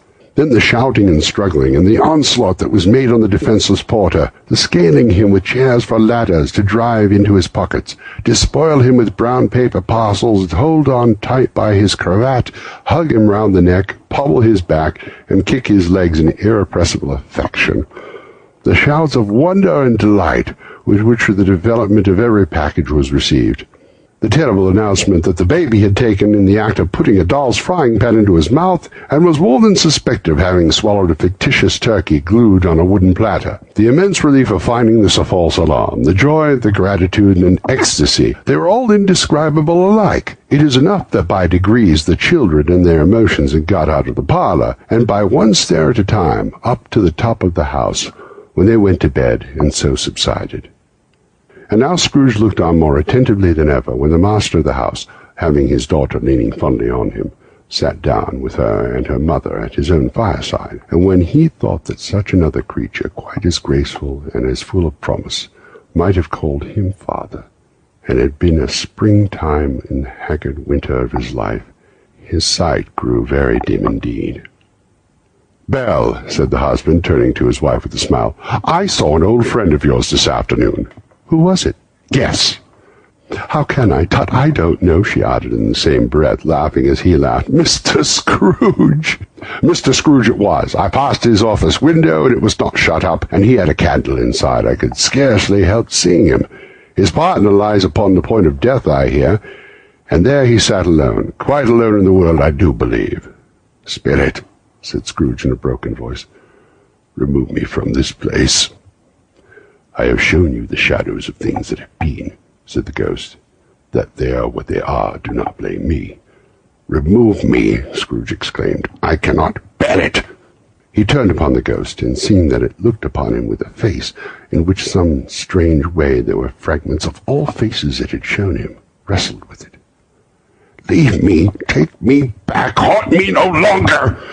In the struggle, if it can be called a struggle, in which the ghost, with no visible resistance on its own part, was undisturbed by any effort of its adversary, Scrooge observed that its light was burning high and bright, and dimly connecting that with its influence over him, he seized his extinguisher cap, and by a sudden action pressed it down upon his head. The spirit dropped beneath it, so that the extinguisher covered its whole form, but though Scrooge pressed it down with all its force, he could not hide the light, which streamed from under it in an unbroken flood upon the ground. He was conscious of being exhausted and overcome by an irresistible drowsiness, and further, of being in his own bedroom. He gave the cap a parting squeeze, in which his hand relaxed, and had barely time to reel to bed before he sank into a heavy sleep. If you enjoy CraftLit and you want to extend the magic of Christmas all year long, we gotcha. Our CraftLit membership gives you access to all of our premium annotated books for an entire year. This membership also comes with access to our book parties, watch parties, and our cozy Discord community. Visit craftlit.gumroad.com to give someone a premium membership or buy the subscription for yourself at craftlit.com/premium. A Christmas Carol by Charles Dickens. Stave 3, the second of the three spirits. Awakening in the middle of a prodigiously tough snore, and sitting up in bed to get his thoughts together, Scrooge had no occasion to be told what bell it was again upon the stroke of 1. He felt he was restored to consciousness in the right nick of time, for the especial purpose of holding a conference with the second messenger dispatched to him through Jacob Marley's intervention. But finding that he turned uncomfortably cold when he began to wonder which of his curtains the new spectre would draw back, he put them every one aside with his own hands, and lying down again established a sharp lookout all round the bed. For he wished to challenge the spirit in the moment of its appearance, and did not wish to be taken by surprise and made nervous. Gentlemen of the free and easy sort, who plume themselves on being acquainted with a move or two, and being usually equal to the time of day, express the wide range of their capacity for adventure by observing that they are good for anything from pitch and toss to manslaughter, between which opposite extremes, no doubt, there lies a tolerably wide and comprehensive range of subjects. Without venturing for Scrooge quite as handily as this, I don't mind in calling on you to believe that he was ready for a good broad field of strange appearances, and that nothing between a baby and a rhinoceros would have astonished him very much. Now, being prepared for almost anything, he was not by any means prepared for nothing, and consequently, when the bell struck 1, and no shape appeared, he was taken with a violent fit of trembling. 5 minutes, 10 minutes, a quarter of an hour went by, yet nothing came.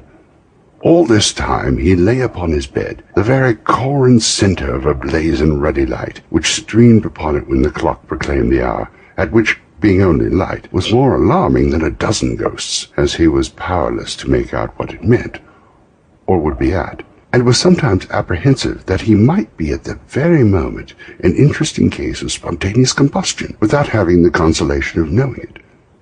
At last, however, he began to think as you and I would have thought at first, for it is always the person not in the predicament who knows what ought to have been done in it, and would unquestionably have done it too. At last, I say, he began to think that the source and secret of his ghostly light might be in the adjoining room, from whence, on further tracing it, it seemed to shine. This idea taking full possession of his mind, he got up softly and shuffled in his slippers to the door. The moment Scrooge's hand was on the lock, a strange voice called him by his name, and bade him enter. He obeyed. It was his own room, there was no doubt about that, but it had undergone a surprising transformation.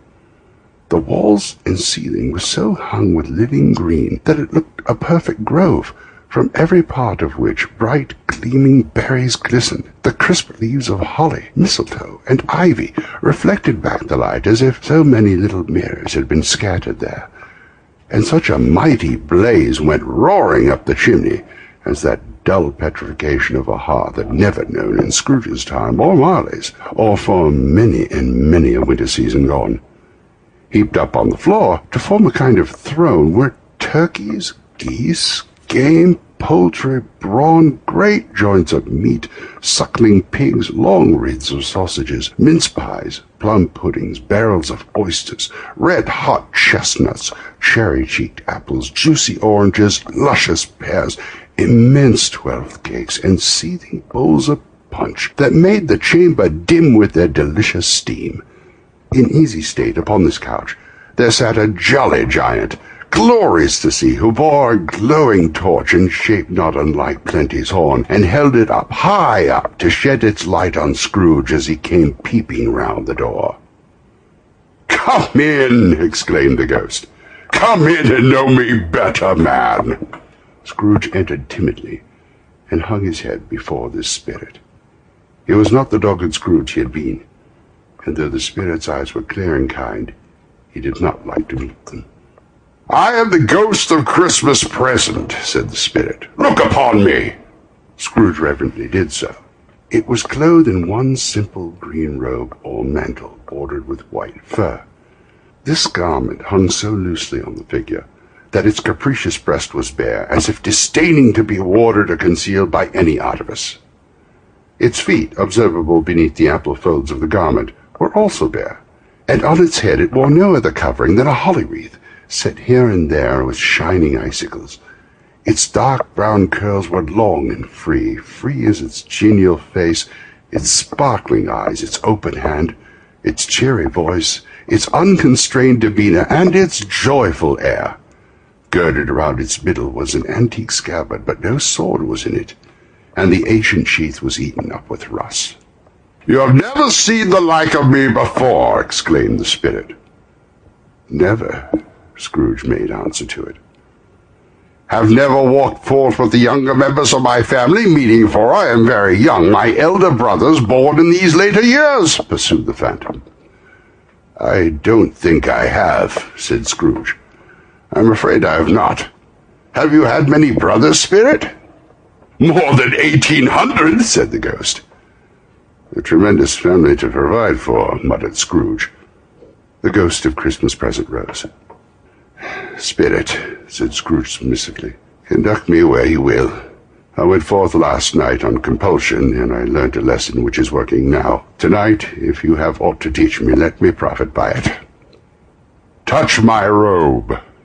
Scrooge did as he was told, and held it fast. Holly, mistletoe, red berries, ivy, turkeys, geese, game, poultry, brawn, meat, pigs, sausages, oysters, pies, puddings, fruit, and punch all vanished instantly. So did the room, the fire, the ruddy glow, the hour of night, and they stood in the city streets on Christmas morning, where, for weather was severe, the people made a rough but brisk and not unpleasant kind of music, in scraping the snow from the pavement in front of their dwellings, and from the tops of their houses, whence it was mad delight to the boys to see it come plumping down into the road, and splitting into artificial little snowstorms.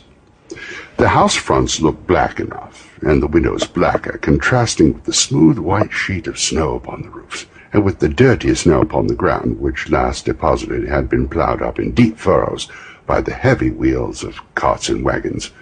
Furrows that crossed and recrossed each other hundreds of times, where the great streets branched off and made intricate channels, hard to trace in the thick yellow mud and icy water. The sky was gloomy, and the shorter streets were choked up with a dingy mist, half-thawed, half-frozen, whose heavier particles descended in a shower of sooty atoms, as if all the chimneys in Great Britain had by but one consent caught fire, and were blazing away to their dear hearts' content. There was nothing very cheerful in the climate or the town, and yet there was an air of cheerfulness abroad that the clearer summer air and brighter summer sun might have endeavored to diffuse in vain.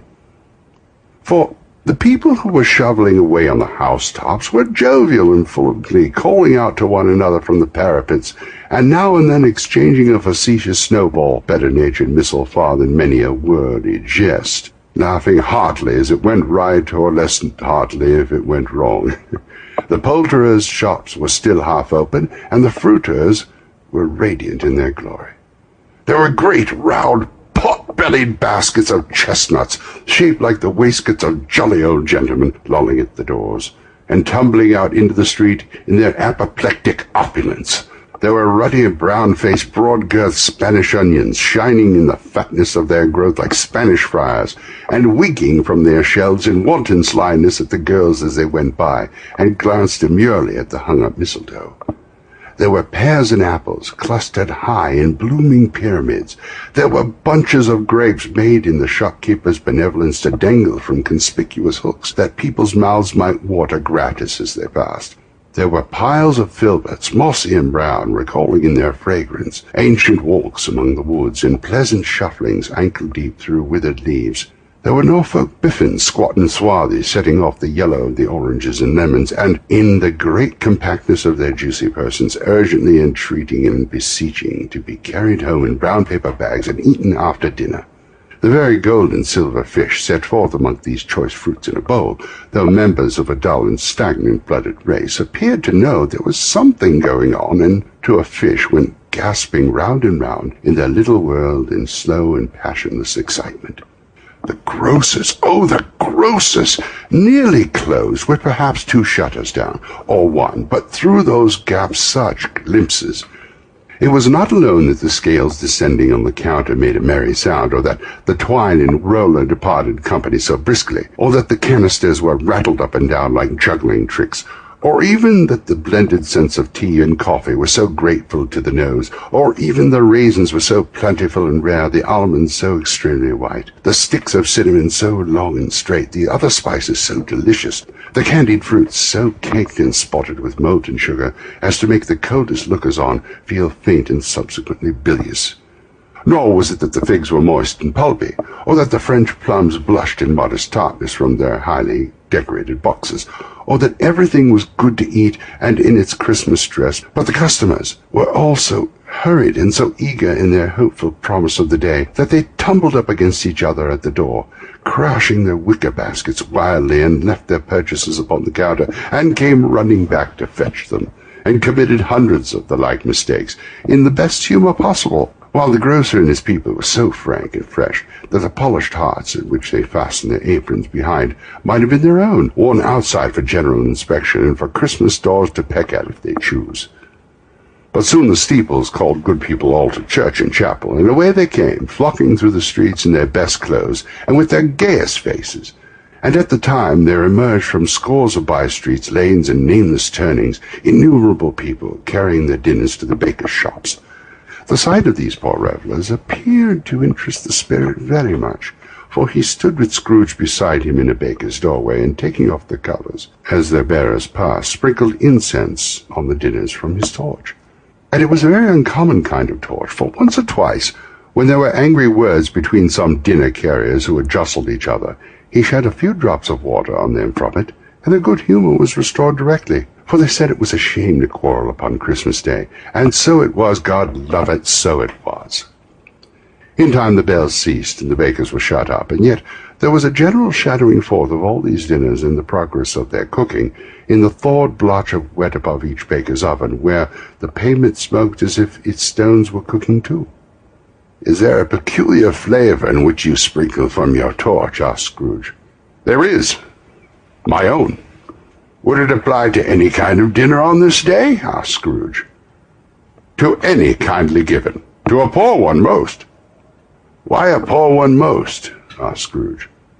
"Because it needs it most."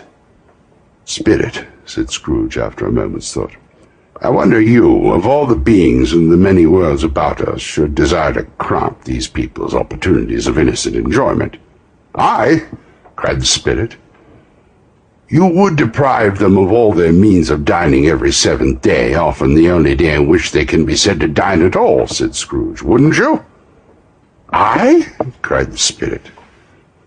"You seek to choose these places on the 7th day," said Scrooge, "and it comes to the same thing." "I seek!" exclaimed the Spirit. "Forgive me if I am wrong. It has been done in your name, or at least that of your family," said Scrooge.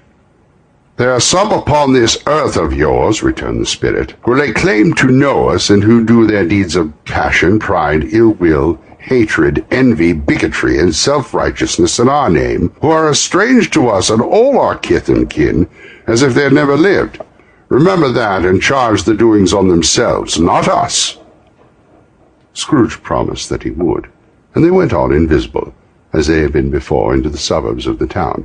It was a remarkable quality of the ghost which Scrooge had observed at the baker's, that notwithstanding his gigantic size, he could accommodate himself to any place with ease, and that he stood beneath a low roof quite as gracefully and like a supernatural creature as it was possible that he could have done in any lofty hall. And perhaps it was the pleasure the good spirit had in showing off this power of his, or else it was his own kind, generous, hearty nature, and his sympathy with all poor men, that led him straight to Scrooge's clerk's. For there he went, and took Scrooge with him, holding to his robe, and on the threshold of the door the spirit smiled and stopped to bless Bob Cratchit's dwelling with the twinkling of his torch. Think of that! Bob had but 15 bob a week himself. He pocketed on Saturdays but 15 copies of his Christian name, and yet the ghost of Christmas present blessed his four-room house. Then up rose Mrs. Cratchit, Cratchit's wife, dressed out but poorly in a twice-turned gown, but brave in ribbons, which are cheap and make a goodly show for sixpence. And she laid the cloth, assisted by Belinda Cratchit, second of her daughters, also brave in ribbons, while Master Peter Cratchit plunged a fork into the saucepan of potatoes, and getting the corners of his monstrous shirt-collar, Bob's private property, conferred upon his son and heir in honour of the day, into his mouth, rejoiced to find himself so gallantly attired, and yearned to show his linen in the fashionable parks. And now 2 smaller Cratchits, boy and girl, came tearing in, screaming that outside the baker's they had smelt the goose, and known it for their own.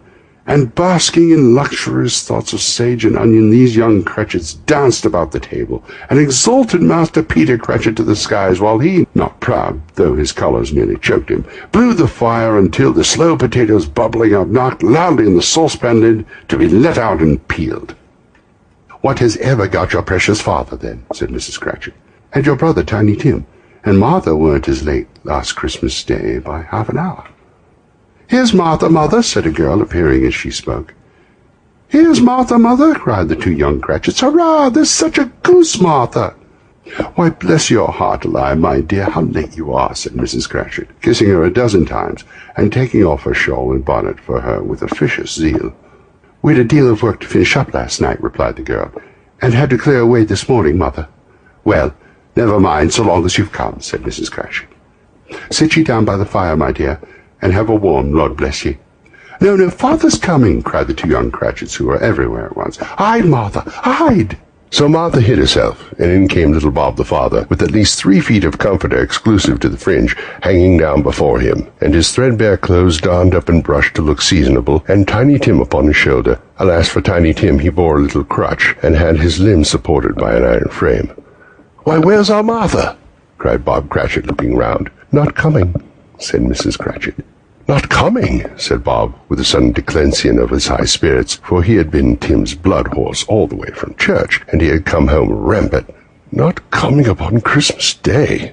Martha didn't like to see him disappointed, if it were only in joke, so she came out prematurely from behind the closet door and ran into his arms, while the 2 young Cratchits hustled Tiny Tim and bore him off into the wash-house, that he might hear the pudding singing in the copper. "And how did little Tim behave?" asked Mrs. Cratchit, and Bob had hugged his daughter to his heart's content. "As good as gold," said Bob, "and better. Somehow he gets thoughtful, sitting by himself so much, and thinks the strangest things you ever heard. He told me coming home that he had hoped people saw him in the church because he was a cripple, and it might be pleasant to them to remember upon Christmas Day who made lame beggars walk and blind men see." Bob's voice was tremulous when he told them this, and trembled more when he said that Tiny Tim was growing strong and hearty. His active crutch was heard upon the floor, and back came Tiny Tim before another word was spoken, escorted by his brother and sister to his stool before the fire, while Bob, turning up his cuffs, as if, poor fellow, they were capable of being made more shabby, compounded some hot mixture in a jug with gin and lemons, and stirred it round and round, and put it on the hob to simmer. Master Peter and the 2 ubiquitous young Cratchits went to fetch the goose, which they soon returned in high procession. Such a bustle ensued that you might have thought the goose was the rarest of all birds, a feathered phenomenon, for which a black swan was a matter of course, and in truth it was something very like it in that house. Mrs. Cratchit made the gravy, already beforehand, in a little saucepan, hissing hot. Master Peter mashed the potatoes with incredible vigor. Miss Belinda sweetened up the applesauce. Martha dusted the hot plates. Bob took Tiny Tim beside him in a tiny corner at the table. The two young Cratchits set chairs for everybody, not forgetting themselves, and mounting guard upon their post, crammed spoons into their mouths lest they should shriek for goose before their turn came to be helped. At last the dishes were set on, and grace was said. It was succeeded by a breathless pause as Mrs. Cratchit, looking slowly along the carving knife, prepared to plunge it in the breast. But when she did, and when the long-expected gush of stuffing issued forth, one murmur of delight arose all round the board, and even Tiny Tim, excited by the two young Cratchits, beat on the table with the handle of his knife and feebly cried, "Hurrah!" There never was such a goose. Bob said he didn't believe that there ever was such a goose cooked. Its tenderness and flavor, size and cheapness were the themes of universal admiration. Eked out by applesauce and mashed potatoes, it was a sufficient dinner for the whole family. Indeed, as Mrs. Cratchit said with great delight, surveying one small atom of a bone upon the dish, they hadn't ate it all at last. Yet every one had had enough, and the youngest Cratchits in particular was steeped in sage and onion to the eyebrows. But now, the plates being changed by Miss Belinda, Mrs. Cratchit left the room alone, too nervous to hear witnesses, to take the pudding up and bring it in. Suppose it had not been done enough. Suppose it should break in turning out. Suppose somebody should have gotten over the wall over the backyard and stolen it. While they were merry with the goose, a supposition at which the two young Cratchits became livid. All sorts of horrors were supposed. Hello, a great deal of steam. The pudding was out of the copper, a smell like a washing day. That was the cloth, a smell like an eating house and a pastry cook's next door to each other, with the laundresses next door to that. That was the pudding. In half a minute, Mrs. Cratchit entered, flushed, but smiling proudly, with the pudding like a speckled cannonball, so hard and firm, blazing with half a quartern of ignited brandy, and bedight with Christmas holly stuck into the top. Oh, what a wonderful pudding, Bob Cratchit said, and calmly, too, that he regarded it as the greatest success achieved by Mrs. Cratchit since their marriage. Mrs. Cratchit said that now the weight was off her mind, she would confess that she hadn't had doubts about the quality of the flour. Everyone had something to say about it, for nobody said or thought it was at all a small pudding for a large family. It would have been flat heresy to do so. Any Cratchit would have blushed to hint at such a thing. At last the dinner was all done, the cloth was cleared, the hearth swept, and the fire made up. The compound in the jug was being tasted, and considered perfect. Apples and oranges were put upon the table, and a shovelful of chestnuts on the fire, and then all the Cratchit family drew round the hearth, in what Bob Cratchit called a circle, meaning half a one, and at Bob Cratchit's elbow stood the family display of glass, 2 tumblers and a custard cup without a handle. These held the hot stuff from the jug, however, as well as golden goblets would have done, and Bob served it out with beaming looks, while the chestnuts on the fire sputtered and crackled noisily. Then Bob proposed, "A Merry Christmas to us all, my dears, God bless us," which all the family re-echoed. "God bless us, everyone," said Tiny Tim, the last of all. He sat very close to his father's side upon the stool. Bob held his withered little hand in his as if he loved the child, and he wished to keep him by his side and dreaded that he might be taken from him. "Spirit," said Scrooge, with an interest he had never felt before, "tell me if Tiny Tim will live." "I see a vacant seat," replied the ghost, "in the poor chimney corner, and a crutch without an owner carefully preserved. If these shadows remain unaltered by the future, the child will die." "No, no," said Scrooge. "Oh, no, kind spirit. Say he will be spared." "If these shadows remain unaltered by the future, none other of my race," returned the ghost, "will find him here."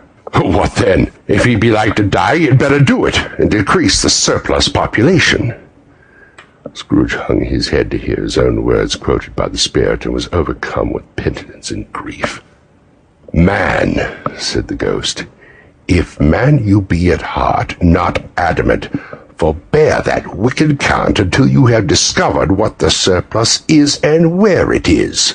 Will you decide what men shall live and what men shall die? It may be that in the sight of heaven you are more worthless and less fit to live than millions, like this poor man's child.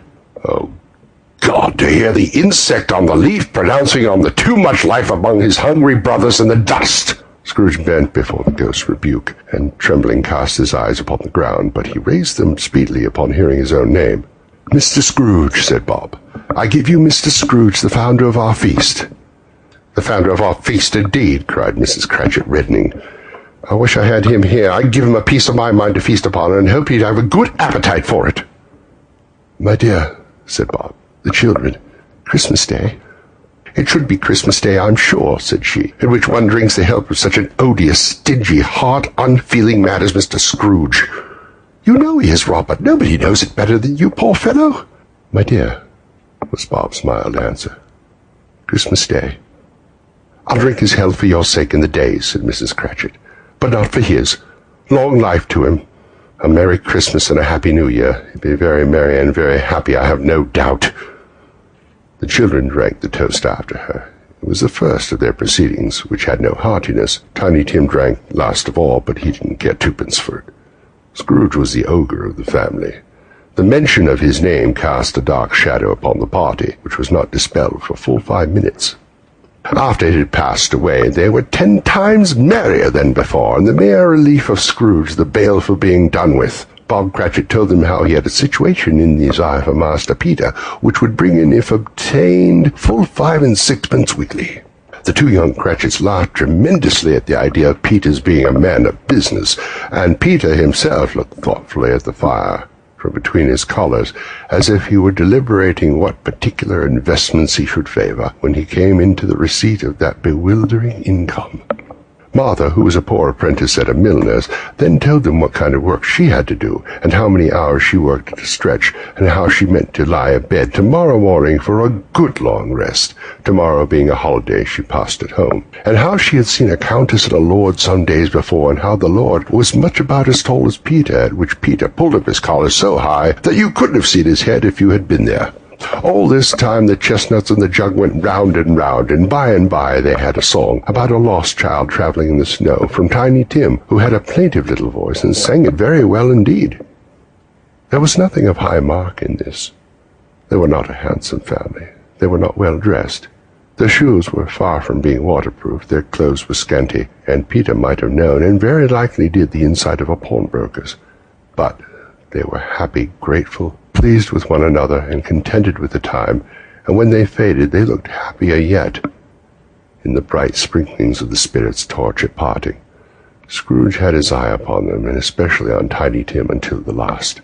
By this time it was getting dark and snowing pretty heavily. As Scrooge and the spirit went along the streets, the brightness of the roaring fires in kitchens, parlors, and all sorts of rooms was wonderful. Here the flickering of the blaze showed preparations for a cozy dinner, with hot plates baking through and through before the fire, and deep red curtains ready to be drawn to shut out the cold and darkness. There all the children in the house are running out in the snow to meet their married sisters, brothers, cousins, uncles, aunts, and to be the first to greet them. Here again were shadows on the window blind of guests assembling, and there a group of handsome girls, all hooded and fur-booted, and all chattering at once, tripped lightly off to some near neighbor's house, where woe upon the single man who saw them enter. Artful witches, well they knew it, in a glow. But if you were judged from the numbers of people on their way to friendly gatherings, you might have thought that no one was home to give them welcome when they got there. Instead of every house expecting company and piling up its fires half-chimney high, blessings on it, how the ghost exulted, how it bared its breath abreast, and opened its capricious palm and floated on, outpouring with a generous hand its bright and harmless mirth on everything within its reach.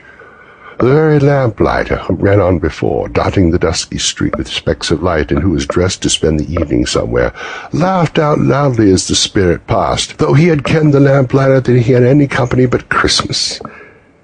And now, without a word of warning from the ghost, they stood upon a bleak and desert moor, where monstrous masses of rude stone were cast about, as though it were the burial place of giants, and water spread itself wherever it listed, or would have done so but for the frost that held it prisoner, and nothing grew but moss and furze and coarse rank grass. Down in the west the setting sun had left a streak of fiery red, which glared upon the desolation for an instant like a sullen eye, and frowning lower, lower yet, was lost in the thick gloom of darkest night. "What place is this?" asked Scrooge. "A place where miners live, who labor in the bowels of the earth," returned the spirit. "But they know me. See!" A light shone from the window of a hut, and swiftly they advanced towards it. Passing through the wall of mud and stone, they found a cheerful company assembled around a glowing fire. An old man and woman, with their children and their children's children, and another generation beyond that, all decked out gaily in their holiday attire. The old man, in a voice that seldom rose above the howling wind upon the barren waste, was singing them a Christmas song. It had been a very old song when he was a boy, and from time to time they all joined in the chorus. So surely as they raised their voices, the old man got quite blithe and loud, and so surely as they stopped, his vigour sank again. The spirit did not tarry here, but bade Scrooge hold his robe, and passing on above the moor, sped whither? Not to see, to sea. To Scrooge's horror, looking back, he saw the last of the land, a frightful rage of rocks behind him, and his ears were deafened by the thundering of water as it rolled and roared and raged among the dreadful caverns it had worn, and scarcely tried to undermine the earth. Built upon a dismal reef of sunken rocks, some league or so from shore, on which the waters chafed and dashed the wild ear through, there stood a solitary lighthouse.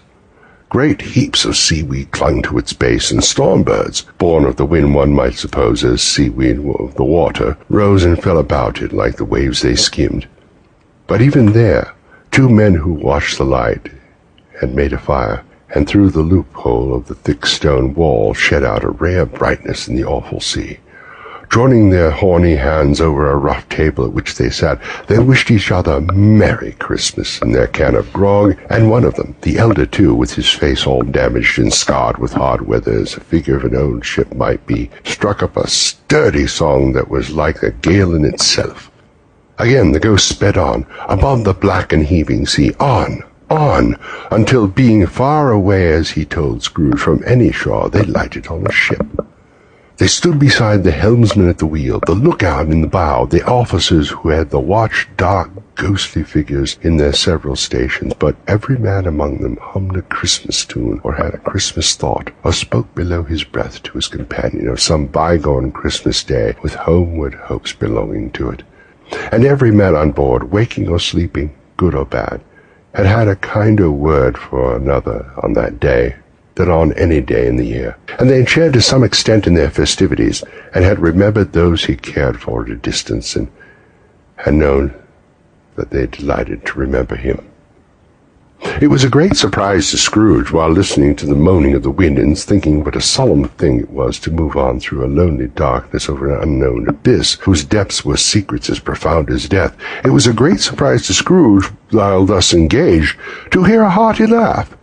It was a much greater surprise to Scrooge to recognize it as his own nephew's, and to find himself in a bright, dry, gleaming room, with the spirit standing smiling by his side, and looking at that same nephew with approving affability. "Ha, ha!" laughed Scrooge's nephew. "Ha, ha, ha! If you should happen by any unlikely chance to know a man more blessed in a laugh than Scrooge's nephew, all I can say is I should like to know him too. Introduce him to me, and I'll cultivate his acquaintance. It is a fair, even-handed, noble adjustment of things, that there is infection in disease and sorrow. There is nothing in the world so irresistibly contagious as laughter and good humor." When Scrooge's nephew laughed in this way, holding his sides, rolling his head, and twisting his face into the most extravagant contortions, Scrooge's niece by marriage laughed as heartily as he, and their assembled friends, not being a bit behindhand, roared out lustily, "Ha, ha, ha, ha, ha, ha! He said that Christmas was a humbug, as I live," said Scrooge's nephew. "He believed it, too." "More shame for him, Fred," said Scrooge's niece indignantly. "Bless those women, they never do anything by halves. They're always in earnest." She was very pretty, exceedingly pretty, with a dimpled, surprised-looking capital face, a ripe little mouth that seemed to be made to be kissed, as no doubt it was, all kinds of good little dots about her chin that melted into one another when she laughed, and the sunniest pair of eyes you ever saw in any little creature's head. Altogether, she was what you would have called provoking, but satisfactory too. Oh, perfectly satisfactory. "He's a comical old fellow," said Scrooge's nephew. "That's the truth, but not so pleasant as he might be. However, his offences carry their own punishment, and I have nothing to say against him." "I'm sure he's very rich, Fred," hinted Scrooge's niece. "At least you always tell me so." "What of that, my dear?" said Scrooge's nephew. "His wealth is of no use to him. He don't do any good with it. He don't make himself comfortable with it. He hasn't the satisfaction of thinking that he is ever going to benefit us with it. I have no patience with him, observed Scrooge's niece. Scrooge's niece's sisters and all the other ladies expressed the same opinion. "Oh, I have," said Scrooge's nephew. "I'm sorry for him. I couldn't be angry with him if I tried. Who suffers by his ill whims? Himself always. Here he takes it into his head to dislike us, and he won't come and dine with us. What's the consequence? He don't lose much of a dinner." "Indeed, I think he loses a very good dinner," interrupted Scrooge's niece. Everyone else said the same, and they must be allowed to have been competent judges, because they had all just had dinner, and, with the dessert upon the table, were clustered around the fire by lamplight. "Well, I'm very glad to hear it," said Scrooge's nephew, "because I haven't great faith in these young housekeepers. What do you say, Topper?" Topper had clearly got his eye upon one of Scrooge's niece's sisters, for he answered that a bachelor was a wretched outcast, who had no right to express an opinion on the subject, whereas Scrooge's niece's sister, the plump one with the lace tucker, not the one with the roses, blushed. "Do go on, Fred," said Scrooge's niece, clapping her hands. "He never finishes what he begins to say. He is such a ridiculous fellow." Scrooge's nephew revelled in another laugh, and as it was impossible to keep the infection off, though the plump sister tried hard to do it with an aromatic vinegar, his example was unanimously followed. "I was only going to say," said Scrooge's nephew, "that the consequence of his taking a dislike to us and not making merry with us is, as I think, that he loses some pleasant moments which could do him no harm. I'm sure he loses pleasanter comparisons than he can find in his own thoughts, either in his mouldy old office or his dusty chambers. I mean to give him the same chance every year, whether he likes it or not, for I pity him. He may rail at Christmas till he dies, but I can't help thinking better of it. I defy him. If he finds me going there in good temper year after year, and saying, 'Uncle Scrooge, how are you?' if it only puts him in the vein to leave his poor clerk £50, that's something, and I think I shook him yesterday." It was their turn to laugh now at the notion of shaking Scrooge, but being thoroughly good-natured and not caring much what they laughed at, so that they laughed at any rate, he encouraged them in their merriment and passed the bottle joyously. After tea they had some music, for they were a musical family and knew what they were about when they sung a glee or catch, I can assure you. Especially Topper, who would growl away in the bass like a good one, and never swell the large veins in his forehead or get red in the face over it. Scrooge's niece played well upon the harp, and played among other tunes a simple little air, a mere nothing, you might learn to whistle it in 2 minutes, which had been familiar to the child who fetched Scrooge from the boarding school, as he had been reminded by the ghost of Christmas past. When this strain of music sounded, all the things the ghost had shown him came upon his mind. He softened more and more, and thought if he could listen to it often years ago, he might have cultivated the kindness of life for his own happiness with his own hands, without resorting to the sexton's spade that buried Jacob Marley. But they didn't devote the whole evening to music. After a while they played forfeits, for it is good to be children sometimes, and never better at Christmas when its mighty founder was a child himself. Stop. There was first a game at Blind Man's Bluff. Of course there was. And I no more believe Topper was really blind than I believe he had eyes in his boots. My opinion is that it was a done thing between him and Scrooge's nephew, and that the ghost of Christmas present knew it. The way he went after that plump sister in the lace tucker was an outrage on the credulity of human nature, knocking down the fire irons, tumbling over chairs, bumping against the piano, smothered himself among the curtains. Wherever she went, there went he. He always knew where the plump sister was. He wouldn't catch anybody else.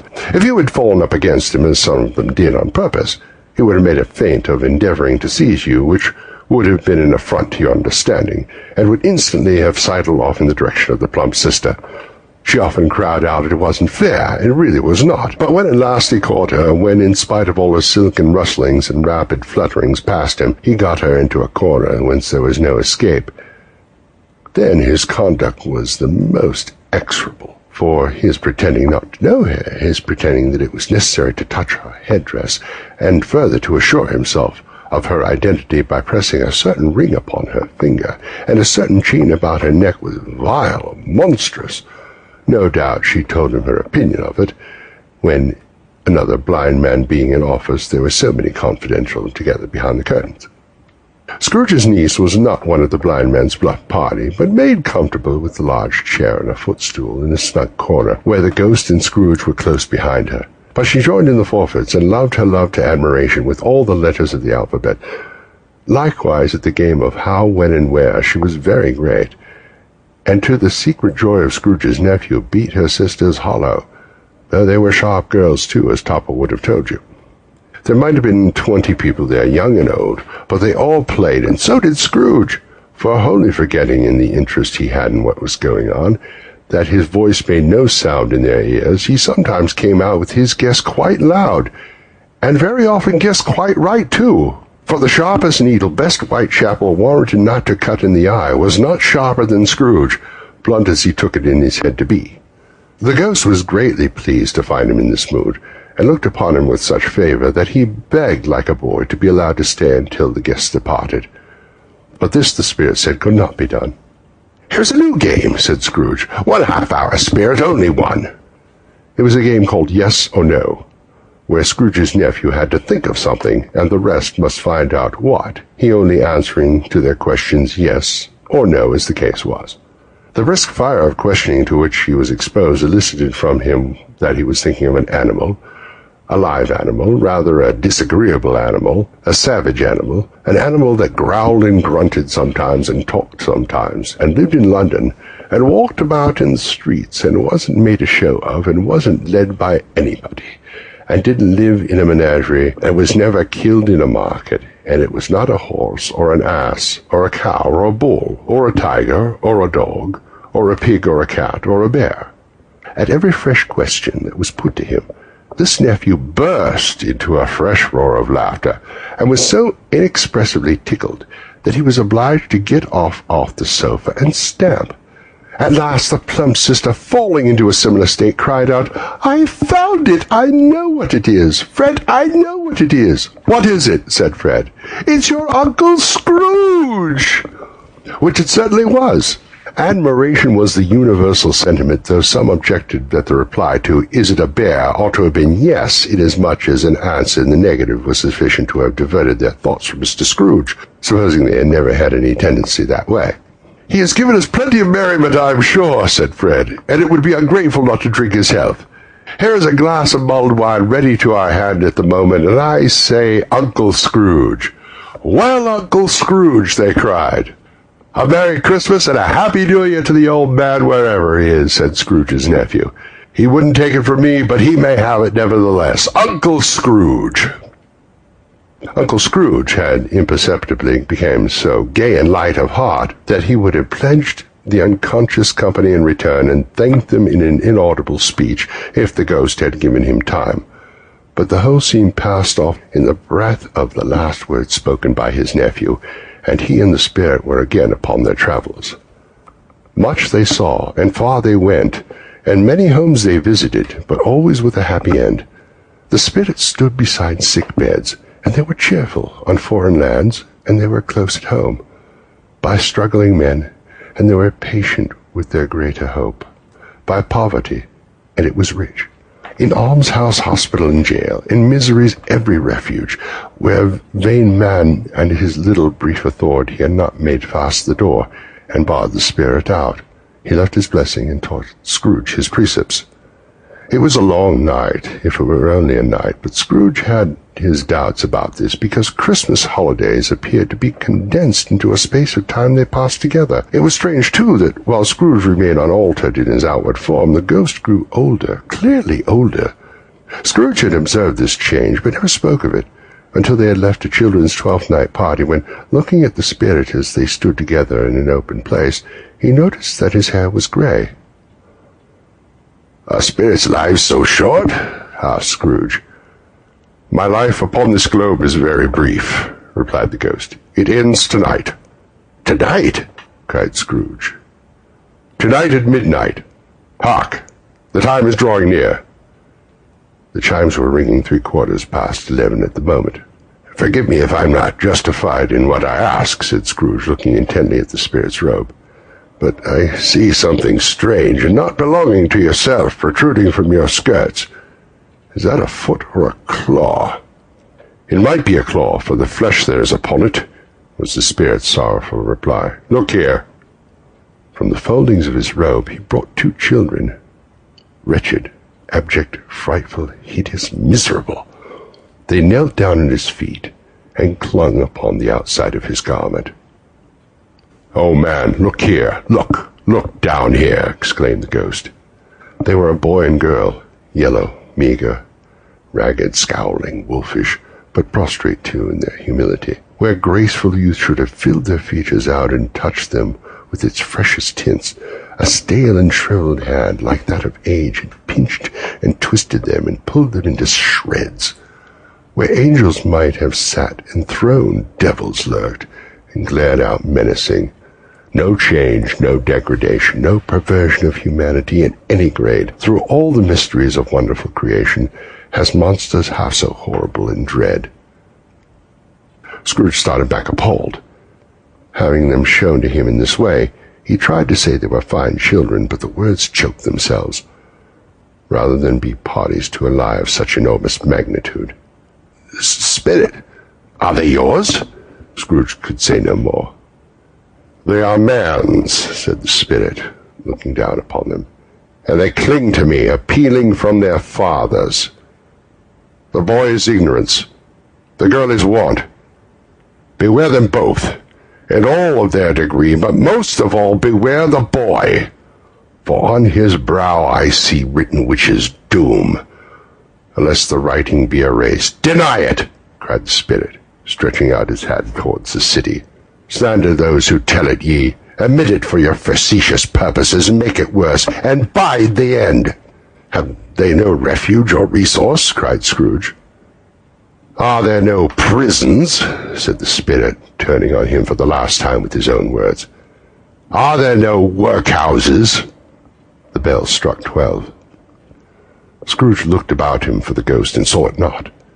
As the last stroke ceased to vibrate, he remembered the prediction of old Jacob Marley, and lifting up his eyes, beheld a solemn phantom draped and hooded, coming like a mist along the ground towards him.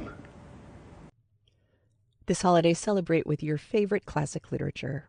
Our Gumroad shop has over a dozen annotated classics, including The Wizard of Oz, Alice in Wonderland, Sherlock Holmes, and more. Each of our premium audiobooks come with commentary and annotations, and sometimes even video. Visit craftlit.gumroad.com. That's CRAFTLIT.gumroad, GUM as in Mary, ROAD as in dog.com, and buy them as a gift or buy them for yourself. Thank you for supporting us, and have a great one. Bye. A Christmas Carol by Charles Dickens. Stave 4, the last of the three spirits. The phantom slowly, gravely, silently approached. When it came near him, Scrooge bent down upon his knee, for in the very air through which the spirit moved, it seemed to scatter gloom and mystery. It was shrouded in a deep black garment, which concealed its head, its face, its form, and left nothing of it visible save one outstretched hand. But for this, it would have been difficult to detach its figure from the night, and separate it from the darkness by which it was surrounded. He felt that it was tall and stately when it came beside him, and that its mysterious presence filled him with a solemn dread. He knew no more, for the spirit neither spoke nor moved. "Am I in the presence of the ghost of Christmas yet to come?" said Scrooge. The spirit answered not, but pointed onward with its hand. "You are about to show me shadows of things that have not happened, but will happen in the time before us," Scrooge pursued. "Is that so, spirit?" The upper portion of the garment was contracted for an instant in its folds, as if the spirit had inclined its head. That was the only answer he received. Although well used to ghostly company by this time, Scrooge feared the silent shape so much that his legs trembled beneath him, and he found that he could hardly stand when he prepared to follow it. The spirit paused a moment, as observing his condition, and giving him time to recover. But Scrooge was all the worse for this. It thrilled him with a vague, uncertain horror to know that behind the dusky shroud there were ghostly eyes intently fixed upon him, while he, though he stretched his own to the utmost, could see nothing but a spectral hand and one great heap of black. "Ghost of the future," he exclaimed, "I fear you more than any spectre I have seen. But as I know your purpose is to do me good, and as I hope to live to be another man from what I was, I am prepared to bear you company, and do it with a thankful heart. Will you not speak to me?" It gave him no reply. The hand was pointed straight before them. "Lead on," said Scrooge. "Lead on. The night is waning fast, and it is precious time to me, I know. Lead on, spirit." The phantom moved away as it had come towards him. Scrooge followed in the shadow of its dress, which bore him up, he thought, and carried him along. They scarcely seemed to enter the city, for the city rather seemed to spring up about them, and encompass them of its own act. But there they were in the heart of it, on change amongst the merchants, who hurried up and down, and chinkled the money in their pockets, and conversed in groups, and looked at their watches, and trifled thoughtfully with the great old seals, and so forth, as Scrooge had seen them often. The spirit stopped beside one little knot of businessmen. Observing that the hand was pointed to them, Scrooge advanced to listen to their talk. "No," said a great fat man with a monstrous chin. "I don't know much about it either way. I only know he's dead." "When did he die?" inquired another. "Last night, I believe." "Why, what's the matter with him?" asked a third, taking a vast quantity of snuff out of a very large snuff-box. "I thought he'd never die." "God knows," said the first with a yawn. "What has he done with his money?" asked a red-faced gentleman with appendicious excretions on the end of his nose that shook like the gills of a turkey-cock. "I haven't heard," said the man with the large chin, yawning again. "Left it to his company, perhaps. He hasn't left it to me, that's all I know." This pleasantry was received with a general laugh. "It's very likely to be a very cheap funeral," said the same speaker, "for upon my life I don't know of anybody to go to it. Suppose we make up a party and volunteer." "I don't mind going if lunch is provided," observed the gentleman with the excretions on his nose. "But I must be fed if I make one." Another laugh. "Well, I am the most disinterested among you after all," said the first speaker, "for I never wear black gloves and I never eat lunch, but I'll offer to go if anybody else will. When I come to think of it, I'm not at all sure that I wasn't his most particular friend, for we used to stop and speak whenever we met. Bye-bye." Speakers and listeners strolled away and mixed with other groups. Scrooge knew the men and looked towards the spirit for an explanation. The phantom glided on into a street. Its finger pointed to two persons meeting. Scrooge listened again, thinking that the explanation might lie here. He knew these two men also perfectly. They were men of business, very wealthy, and of great importance. He had made a point always of standing well in their esteem, in a business point of view, that is, strictly in a business point of view. "Oh, how are you?" said one. "Oh, how are you?" returned the other. "Well," said the first, "Old Scratch has got his own at last, hey?" "So I am told," returned the second. "Cold, isn't it?" "Seasonable for Christmas time. You're not a skater, I suppose?" No, something else to think of. Good morning." Not another word. That was their meeting, their conversation, and their parting. Scrooge was at first inclined to be surprised that the spirit should attach importance to conversations apparently so trivial, but feeling assured that they must have some hidden purpose, he set himself to consider what it was likely to be. They could scarcely be supposed to have any bearing on the death of Jacob, his old partner, for that was past, and the ghost province was of the future. Nor could he think of any one immediately connected with himself, to whom he could apply them.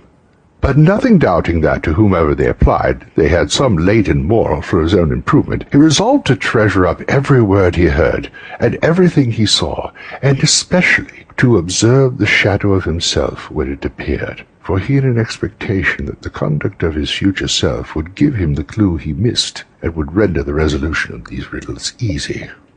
He looked about in the very place for his own image, but another man stood in his accustomed corner, and though the clock pointed to his usual time of day for being there, he saw no likenesses of himself among the multitudes that poured in through the porch.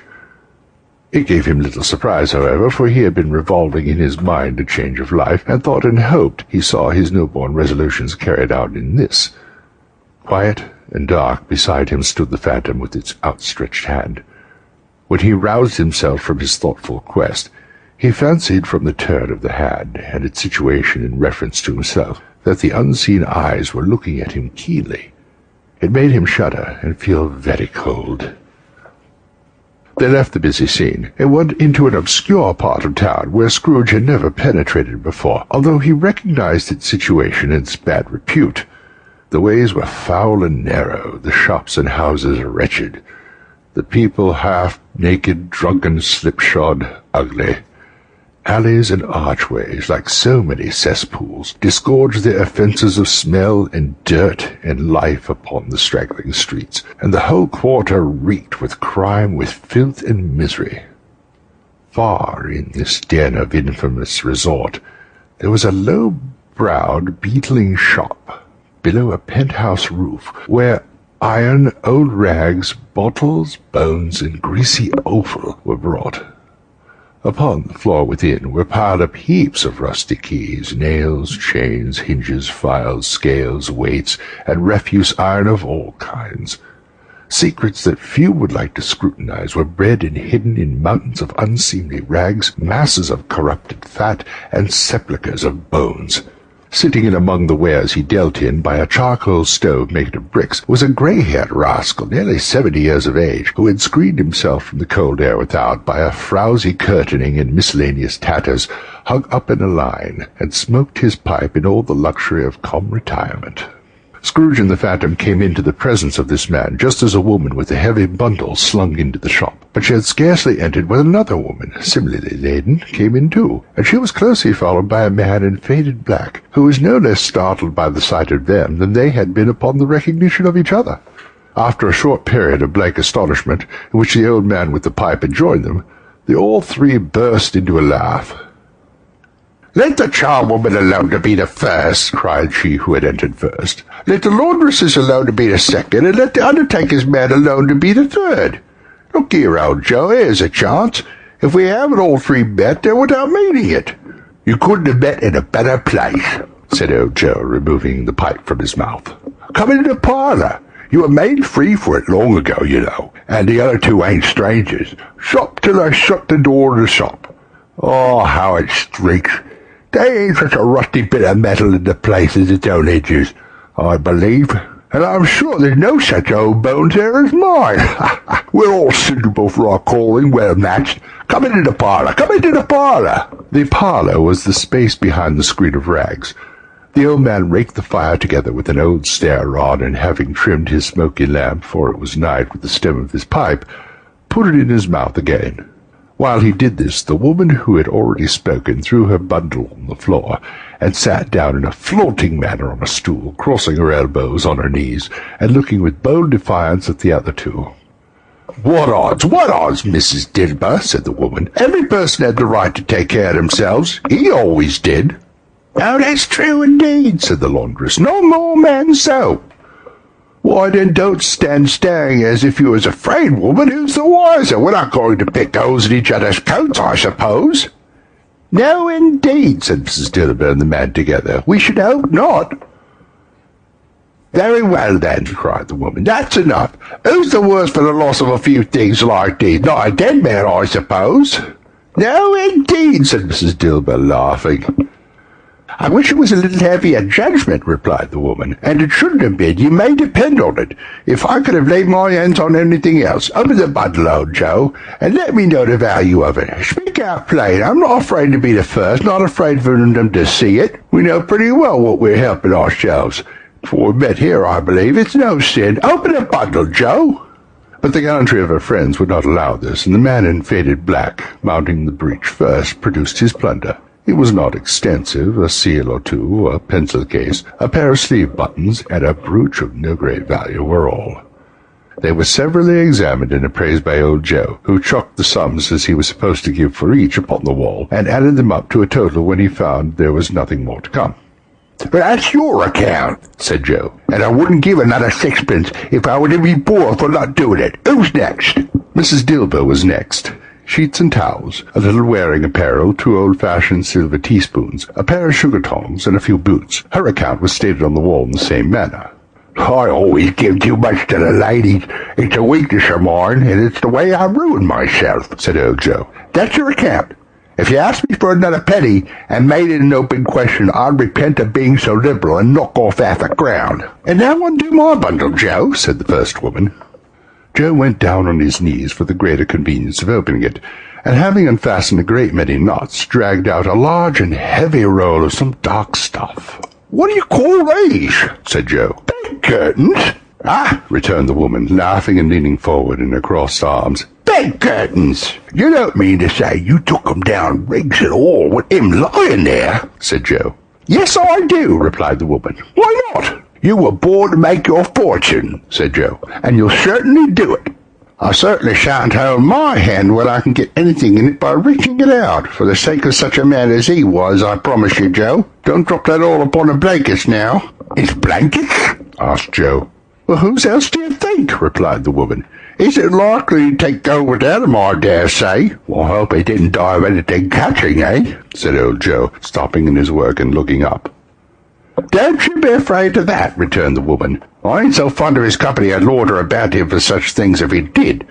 You may look through that shirt till your eyes ache, but you won't find a hole in it, not a threadbare place. It's the best he had and a fine one, too. They've wasted it if it hadn't been for me. What do you call wasted it? Asked old Joe.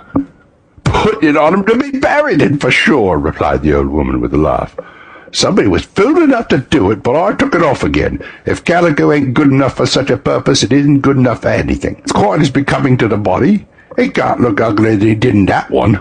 Scrooge listened to this dialogue in horror. As they sat grouped about their spoil in the scanty light afforded by the old man's lamp, he viewed them with a detestation and disgust which could hardly have been greater, though they had been obscene demons marketing the corpse itself. Ha ha! Laughed the woman, when old Joe, producing a flannel bag with money in it, told out their several gains upon the ground. This is the end of it, you see. He frightened everyone away from him when he was alive to profit us when he was dead. Ha ha ha! Spirit, said Scrooge, shuddering from head to foot. I see. The case of this unhappy man might be my own. My life tends that way. Now, merciful heaven, what is this? He recoiled in horror, for the scene had changed, and now he almost touched a bed, a bare, uncurtained bed on which, beneath a ragged sheet, there lay something covered up, which, though it was dumb, announced itself in awful language. The room was very dark, too dark to be observed with any accuracy, though Scrooge glanced around it in obedience to a secret impulse, anxious to know what kind of room it was. A pale light, rising in the outer air, fell straight upon the bed, and on it, plundered and bereft, unwatched, unwept, uncared for, was the body of this man. Scrooge glanced toward the phantom. Its steady hand was pointed to the head. The cover was so carelessly adjusted that the slightest raising of it, the motion of a finger upon Scrooge's part, would have disclosed the face. He thought of it, felt how easy it would be to do so, and longed to do it, but had no more power to withdraw the veil than to dismiss the spectre at his side. Oh, cold, cold, rigid, dreadful death, set up thine altar here, and dress it with such terrors as thou hast at thy command, for this is thy dominion. But of the loved, revered, and honoured head, thou canst not turn one hair to any dread purposes, or make one feature odious. It is not that the hand is heavy, or will fall down when released. It is not that the heart and pulse are still, but the hand was open, generous, and true, the heart brave, warm, and tender, and the pulse a man's. Strike, shadow, strike, and see his good deeds springing from the wound, to sow the world with life immortal. No voice pronounced these words in Scrooge's ears, and yet he heard them when he looked upon the bed. He thought, if this man could be raised up now, what would be his foremost thoughts? Avarice, hard-dealing, griping cares. They have brought him to a rich end, truly. He lay in the dark, empty house, with not a man, a woman, or a child to say that he was kind to me in this or that, and for the memory of one kind word I will be kind to him.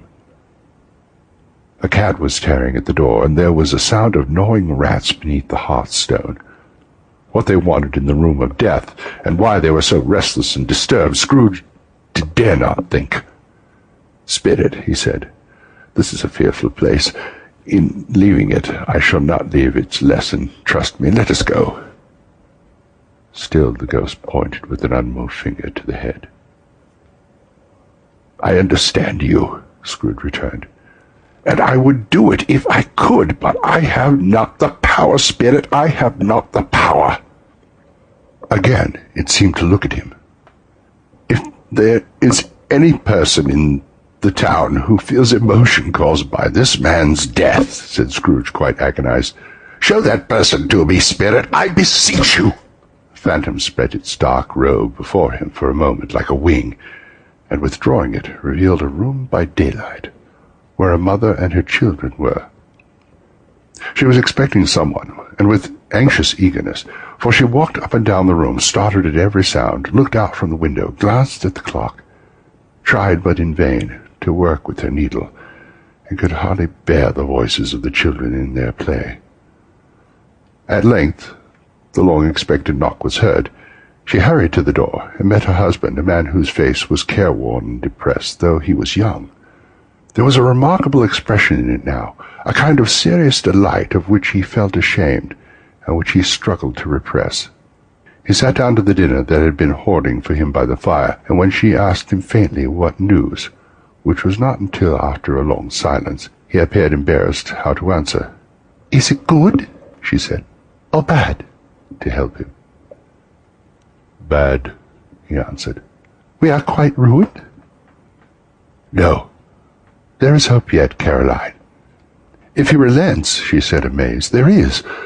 Nothing is past hope, if such a miracle has happened." "He is past relenting," said her husband. "He is dead."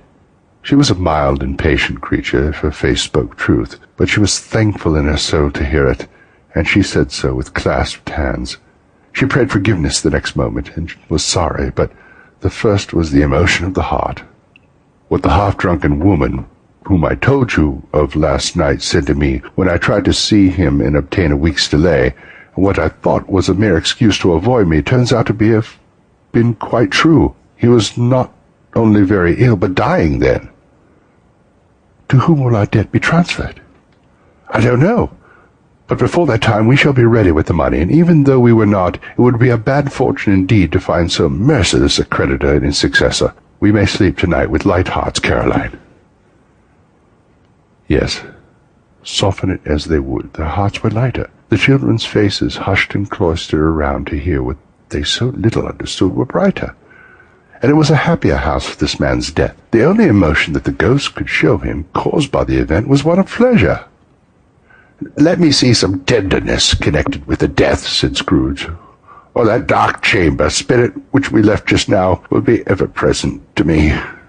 The ghost conducted him through several streets familiar to his feet, and as they went along, Scrooge looked here and there to find himself, but nowhere was he to be seen.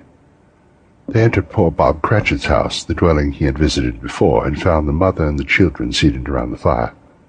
Quiet. Very quiet. The noisy little Cratchits were as still as statues in one corner, and sat looking up at Peter, who had a book before him. The mother and her daughters were engaged in sewing, but surely they were very quiet. "And he took a child, and set him in the midst of them." Where had Scrooge heard those words? He had not dreamed them. The boy must have read them out as he and the Spirit crossed the threshold. Why did he not go on? The mother laid her work upon the table, and put her hand up to her face. "The color hurts my eyes," she said. "The color? Poor Tiny Tim." "They're better now again," said Cratchit's wife. "It makes them weak by candlelight, and I wouldn't show weak eyes to your father when he comes home for the world. It must be near his time." "Past it, rather," Peter answered, shutting up his book. "But I think he walked a little slower than he used to these past few evenings, Mother." They were very quiet again. At last she said in a steady, cheerful voice that only faltered once, "I've known him to walk with I've known him to walk with Tiny Tim upon his shoulder, very fast indeed." "And so have I," cried Peter. "Often." "And so have I," exclaimed another. So had all. "But he was very light to carry," she resumed, intent upon her work, "and his father loved him so, and it was no trouble, no trouble. And there is your father at the door." She hurried out to meet him, and little Bob, in his comforter, he had need of it, poor fellow, came in. His tea was ready for him on the hob, and they all tried who should help him to it most. Then the two young Cratchits got up on his knees and laid, each a child, a little cheek against his face, and they said, "Don't mind it, father. Don't be grieved." He was very cheerful with them, and spoke pleasantly to all the family. He looked at the work upon the table, and praised the industry and speed of Mrs. Cratchit and the girls. They would be done long before Sunday, he said. "Sunday? You went today, then, Robert?" asked his wife. "Yes, my dear," returned Bob. "I wish you could have gone. It would have done you good to see how green a place it is. But you'll see it often. I promised him that I would walk there on a Sunday." "My little child," cried Bob, "my little child." He broke down all at once. He couldn't help it. If he could have helped it, he and his child would have been farther apart, perhaps, than they were. He left the room and went upstairs into the room above, which was lighted cheerfully and hung with Christmas. There was a chair set close beside the child, and there were signs of someone having been there lately. Poor Bob sat down in it, and when he had thought a little and composed himself, he kissed the little face. He was reconciled to what had happened and went down again quite happy. They drew about the fire and talked, the girls and mother working still. He told them the extraordinary kindness of Mr. Scrooge's nephew, whom he had scarcely seen but once, and who, meeting him in the street that day, and seeing that he looked just a little down, you know, said Bob, inquired what had happened to distress him. "On which," said Bob, "for he is the pleasantest spoken gentleman you've ever heard, I told him, 'I am heartily sorry for it, Mr. Cratchit,' he said, 'and heartily sorry for your good wife.' By the by, how he ever knew that, I don't know." "Knew what, my dear?" "Why, that you were a good wife," replied Bob. "Everybody knows that," said Peter. "Very well observed, my boy," cried Bob. "I hope they do. Heartily sorry," he said, "for your good wife, if I can be of service to you in any way," he said, giving me his card. "That's where I live. Pray come to me." "Now it wasn't," cried Bob, "for the sake of anything he might be able to do for us, so much as for his kind way, that this was quite delightful. He really seemed as if he had known our Tiny Tim and felt with us." "I'm sure he's a good soul," said Mrs. Cratchit. "You would be surer of it, my dear," returned Bob. "If you saw and spoke to him, I shouldn't be at all surprised, mark what I say, if he got Peter a better situation." "Only hear that, Peter?" said Mrs. Cratchit. "And then," cried one of the girls, "Peter will be keeping company with someone and setting up for himself." "Get along with you," retorted Peter, grinning. "It's just as likely as not," said Bob. "One of these days, though there's plenty of time for that, my dear. But however and whenever we part from one another, I'm sure we shall none of us forget poor Tiny Tim, shall we? Or his first parting that there was among us." "Never, father," cried they all. "And I know," said Bob, "I know, my dears, that when we recollect how patient and how mild he was, though he was a little child, we shall not quarrel easily among ourselves and forget poor Tiny Tim in doing it." "No, never, father," they all cried again. "I am very happy," said little Bob. "I am very happy." Mrs. Cratchit kissed him, his daughters kissed him, the two young Cratchits kissed him, and Peter and himself shook hands. "Spirit of Tiny Tim, thy childish essence was from God." "Spectre," said Scrooge, "something informs me that our parting moment is at hand. I know it, but I know not how. Tell me, what man that was whom we saw lying dead?" The ghost of Christmas yet to come conveyed him as before, though at a different time. He thought indeed there seemed no order to these latter visions, save that they were of the future, into the resorts of business men, but showed him not himself. The Indeed, the spirit did not stay for anything, but went straight on, as to the end just now desired, until besought by Scrooge to tarry for a moment. "This court," said Scrooge, "through which we hurry now, is where my place of occupation is, and has been for a length of time. I see the house. Let me behold what I shall be in days to come." The spirit stopped. The hand was pointed elsewhere. "The house is yonder," Scrooge exclaimed. "Why do you point away?" The inexorable finger underwent no change.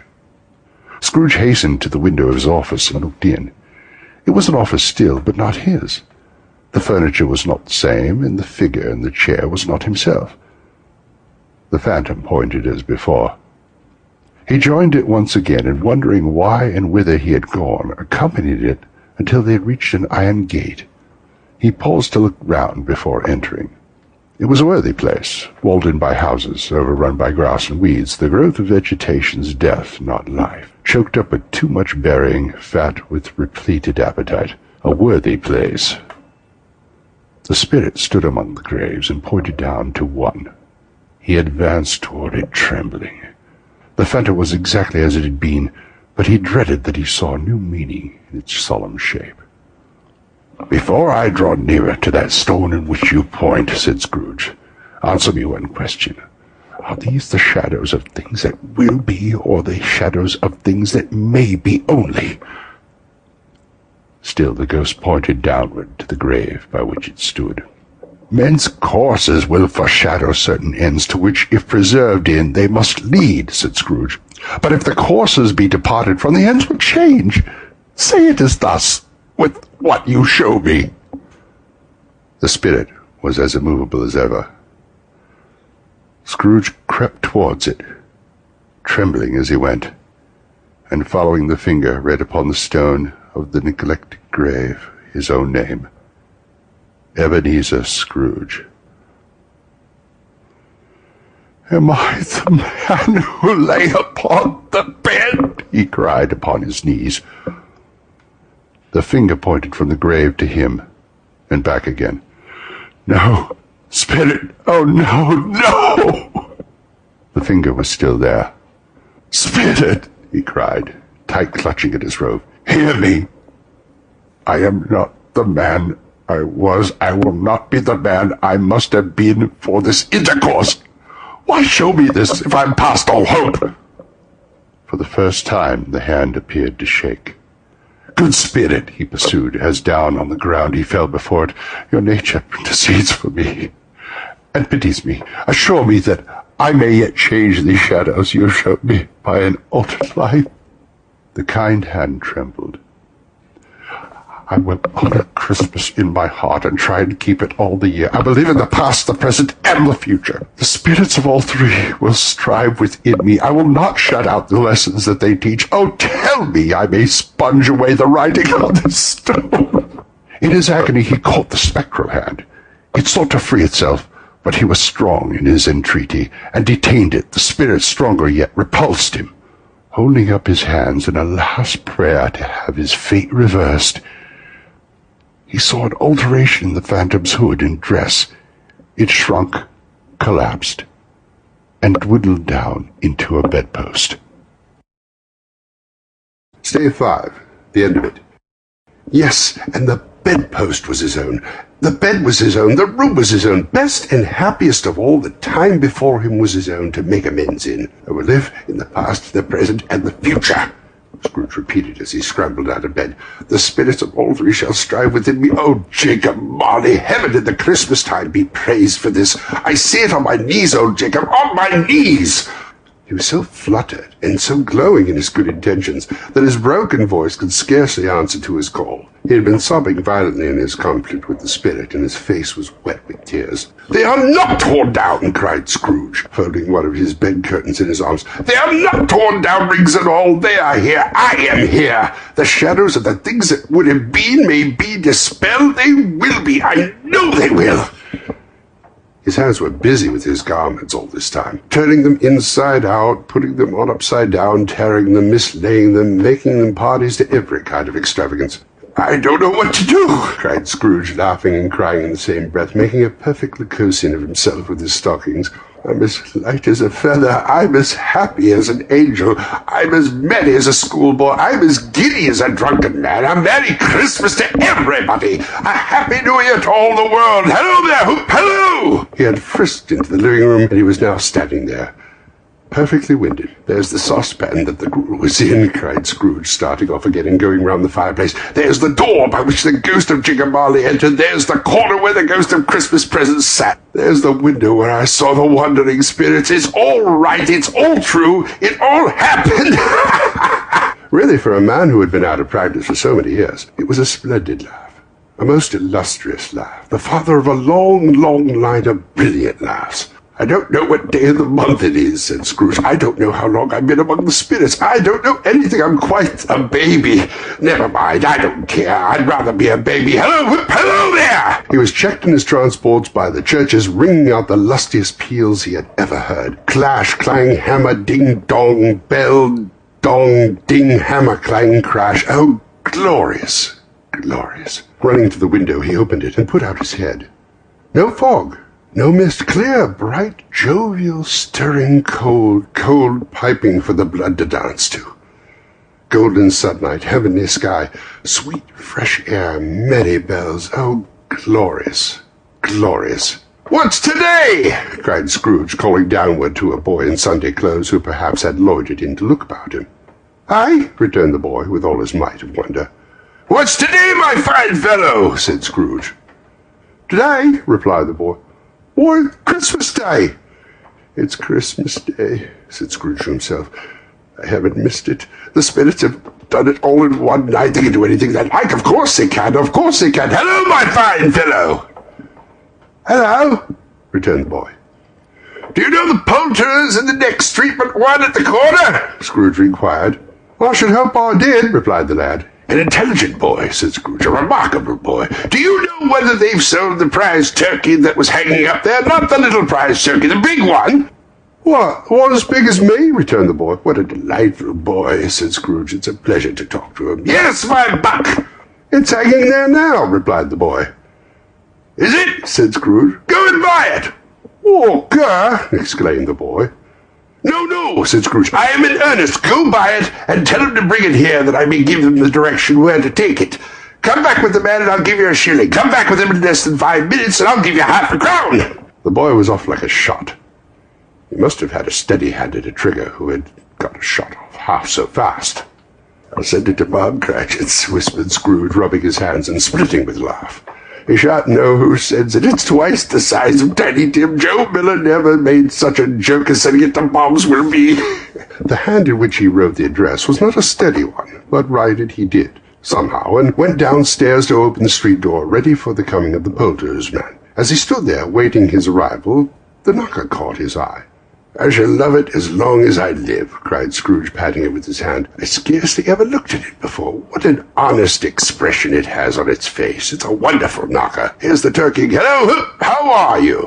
Merry Christmas. It was a turkey. He never could have stood upon his legs, that bird. He would have snapped them short off in a minute, like sticks of sealing wax. Why, it's impossible to carry that to Camden Town, said Scrooge. You must have a cab.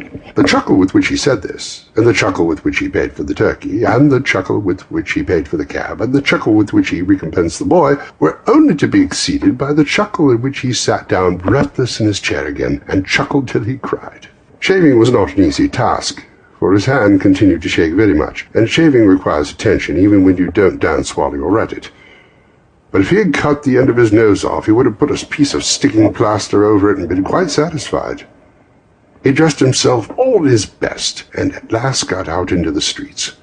The people were by this time pouring forth, as he had seen them with the ghost of Christmas present, and walking with his hands behind him, Scrooge regarded every one with a delighted smile. He looked so irresistibly pleasant, in a word, that 3 or 4 good-humoured fellows said, "Good morning, sir, a Merry Christmas to you," and Scrooge said often afterwards that of all the blithe sounds he had ever heard, those were the blithest in his ears.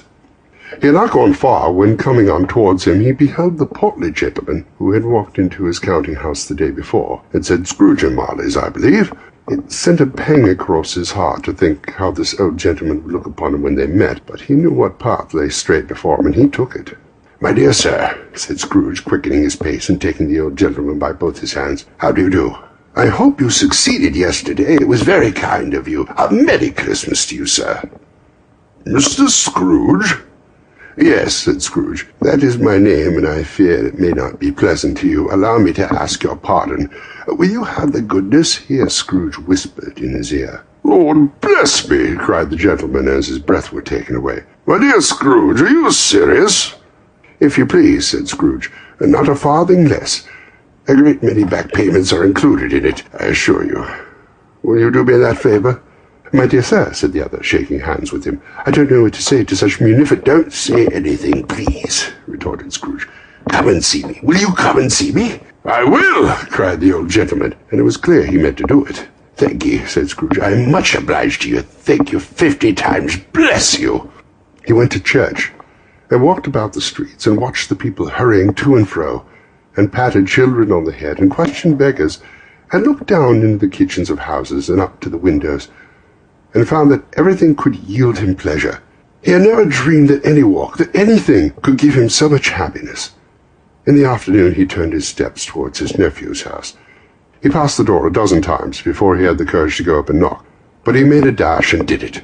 "Is your master at home, my dear?" said Scrooge to the girl. "Nice girl, very." "Yes, sir." "Where is he, my love?" said Scrooge. "He's in the dining room, sir, along with mistress. I'll show you upstairs, if you please." "Thank ye, he knows me," said Scrooge, with his hand already on the dining room lock. "I'll go in there, my dear." He turned it gently, and sidled his face in round the door. They were looking at the table, which was spread out in great array, for these young housekeepers were always nervous on such points, and liked to see that everything is right. "Fred!" said Scrooge. Dear heart alive, how his niece by marriage started! Scrooge had forgotten for the moment about her sitting in the corner with the footstool, or he wouldn't have done it on any account. "Why, bless my soul!" cried Fred. "Who's that?" "It is I, your Uncle Scrooge. I've come to dinner. Will you let me in, Fred?" Let him in? It is a mercy he didn't shake his arm off. He was at home in 5 minutes. Nothing could be heartier. His niece looked just the same. So did Topper when he came. So did the plump sister when she came. So did everyone when they came. Wonderful party. Wonderful games. Wonderful unanimity. Wonderful happiness. But he was early at the office next morning. Oh, he was early there. If he could only be there first and catch Bob Cratchit coming late. That was the thing he had set his heart upon. And he did it. Yes, he did it. The clock struck 9. No Bob. 1:15. No Bob. He was full 18 minutes and a half behind his time. Scrooge sat with his door wide open that he might see him come into the tank. His hat was off before he opened the door, his comforter too. He was on his stool in a jiffy, driving away with his pen as if he were trying to overtake 9 o'clock. "Hello?" growled Scrooge, in his accustomed voice, as near as he could feign it. "What do you mean by coming in here at this time of day?" "I'm very sorry, sir," said Bob. "I am behind my time." "You are?" repeated Scrooge. "Yes, I think you are. Step this way, sir, if you please." "It's only once a year, sir," pleaded Bob, appearing from the tank. "It shall not be repeated. I was making rather merry yesterday, sir." "Now, I'll tell you what, my friend," said Scrooge. "I am not going to stand this sort of thing any longer. And therefore," he continued, leaping from his stool and giving Bob such a dig in the waistcoat that he staggered back into the tank again, "and therefore, I'm about to raise your salary." Bob trembled, and he got a little nearer to the ruler. He had a momentary idea of knocking Scrooge down with it, holding him, and calling to the people in the court for help in a strait waistcoat. "A Merry Christmas, Bob," said Scrooge, with an earnestness that could not be mistaken, as he clapped him on the back. "A Merry Christmas, Bob, my good fellow, that I have given you for many a year. I'll raise your salary and endeavour to assist your struggling family, and we'll discuss your affairs this very afternoon over a Christmas bowl of smoking bishop, Bob. Make up the fires and buy another coal scuttle before you dot another I, Bob Cratchit." Scrooge was better than his word. He did it all, and infinitely more. And to Tiny Tim, who did not die, he was a second father. He became as good a friend, as good a master, and as good a man as the good old city knew. or any other good old city, town, or borough in the good old world. Some people laughed to see the alteration in him, but he let them laugh, and little heeded them, for he was wise enough to know that nothing ever happened in this globe for good, at which some people did not have their fill of laughter at the outset, and knowing that such as these would be blind anyway, he thought it quite as well that they should wrinkle up their eyes in grins as have the malady in less attractive forms. His own heart laughed, and that was quite enough for him. He had no further intercourse with spirits, but lived on the total abstinence principle ever afterwards, and it was always said of him that he knew how to keep Christmas well, if any man alive possessed the knowledge. May that truly be said of us, and all of us. And so, as Tiny Tim observed, God bless us, everyone. End of Stave 5 of A Christmas Carol by Charles Dickens. End of book. Thank you so much for listening. Don't forget, if you want to listen to more of our audiobooks without breaking the bank, just visit us at CraftLit.com to see all of the books we've covered for free. This includes Emma by Jane Austen, Herland by Charlotte Perkins Gilman, Dracula by Bram Stoker, The Three Musketeers by Alexandre Dumas, and other beloved classics. Many, many other beloved classics. Don't forget to hit the subscribe button, and we'll see you there. If you enjoy what we do here on CraftLit, please don't forget to like and subscribe on iTunes. Give us a thumbs up and hit that subscribe button on YouTube. You can also support the show by subscribing to the CraftLit App Premium feed. You can check the link below for details. Your support helps keep CraftLit going strong, and we've got plenty of ways for you to get involved now. If you want more perks, you can head over to Patreon at patreon.com/craftlit and become a patron of this art. You can also join our YouTube channel memberships for access to tons of premium books as bonuses, or you can support us at ko-fi.com/craftlit. And guess what? We've just relaunched our premium memberships over on craftlit.com. Go to craftlit.com/premium and check out all of the details there. Link is below as well. For a one-stop shop to all things CraftLit, please visit Linktree at linktr.ee/CraftLit channel. This is your go-to hub for all of our social media and more. They're all listed there for you. And I keep forgetting to mention, come join our Facebook group. It is full of the kindest, most creative makers and readers, and even some people who never really used to read. We've got them now. All right, that's it for now. Thank you. Take care of yourself. Have a great one. And I'll talk to you soon. Bye.